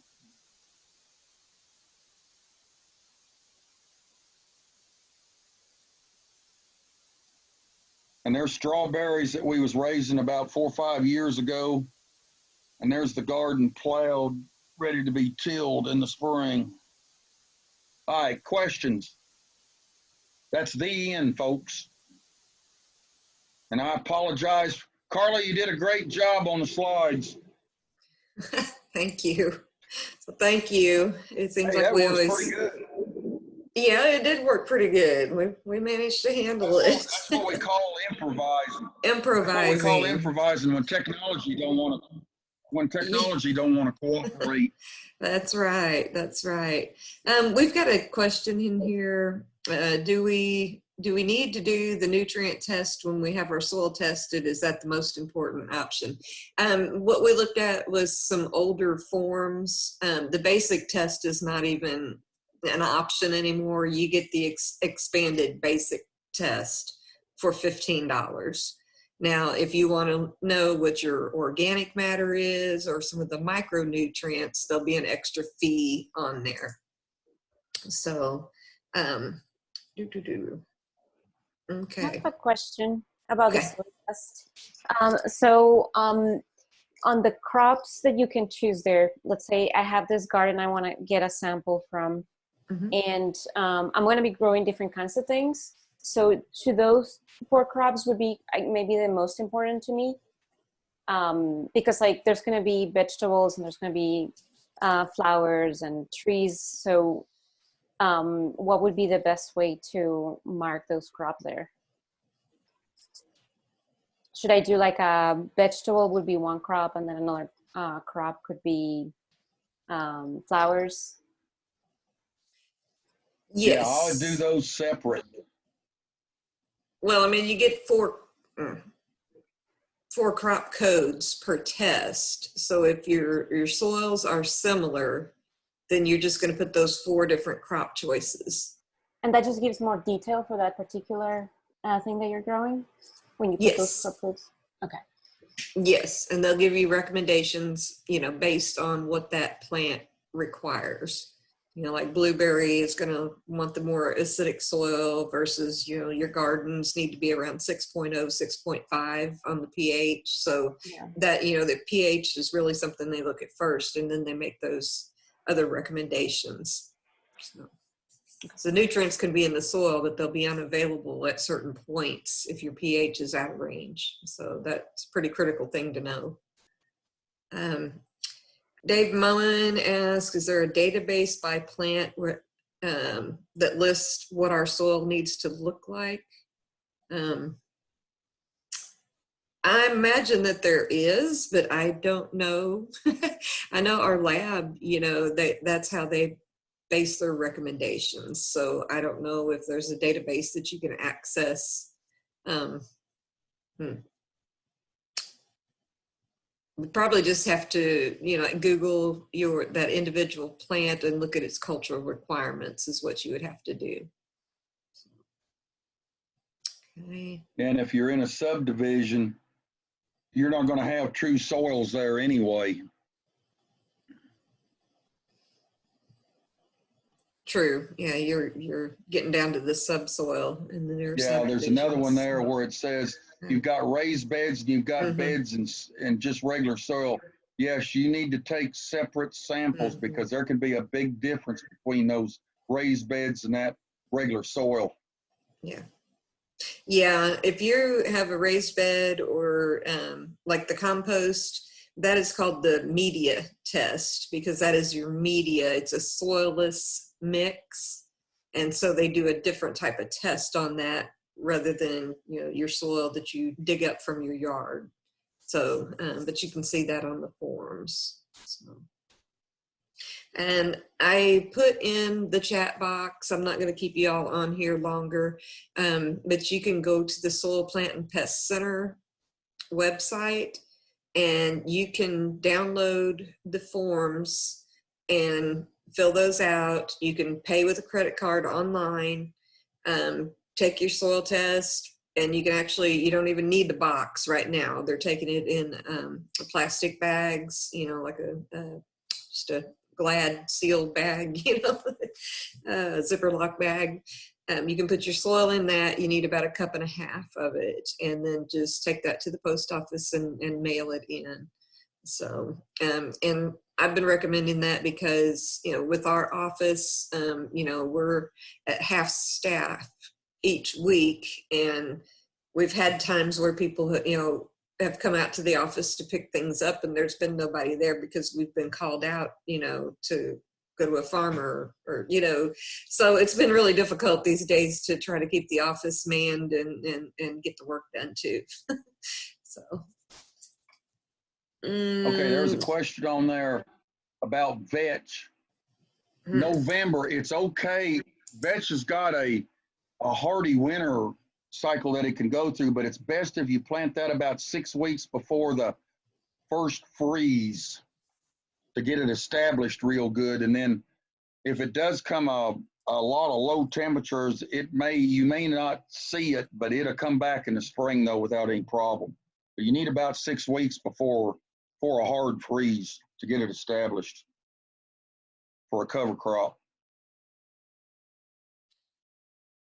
And we had can you send more than one sample in a box? And what you're going to be doing as you're going around collecting those smaller samples or sub-samples, and you're putting that in your bucket, you're going to mix all that together. And that's going to be your representative soil sample that you put about a cup and 1.5 cups worth into the box or into a Ziploc bag and send that in. So, but if you're doing, if you have areas that are really different as far as the soil quality, maybe you're doing a field for pasture and that is very different than what you have in your front yard, just do 2 soil tests. I mean, they're still going to cost $15 a piece, but but sometimes you have to, and especially if you're going to put in a high value crop, you'll want to pull samples from that specific field. And in that case, I see that there's like maybe 5 rows in that soil test sheet. But would I do a form per each of the samples and send them separately? No, you can fill out the form and just put a sample code. Mm-hmm. And you put the sample code in, and then that matches what you put on the box or on your bag that you send in. So. Yes. Okay, so multiple samples could be sent at the same time with one form in the same Yes, box. Yes. Okay, I misunderstood your question. Thank you. Okay. Expiration date on the soil we dig. No, I'd probably get it sent in as soon as possible, as soon as it gets dry.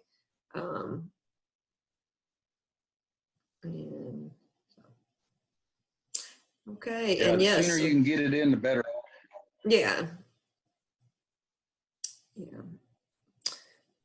All right. Well, we definitely want to thank Hebron for your time and apologize for the technical difficulties, but I know that Zoom has had a lot of problems this week just in itself. We've gotten, some information through work, you know, at the extension office, you know, different meetings have been messed up, and it's just been the Zoom program Yeah, itself. I've had a message.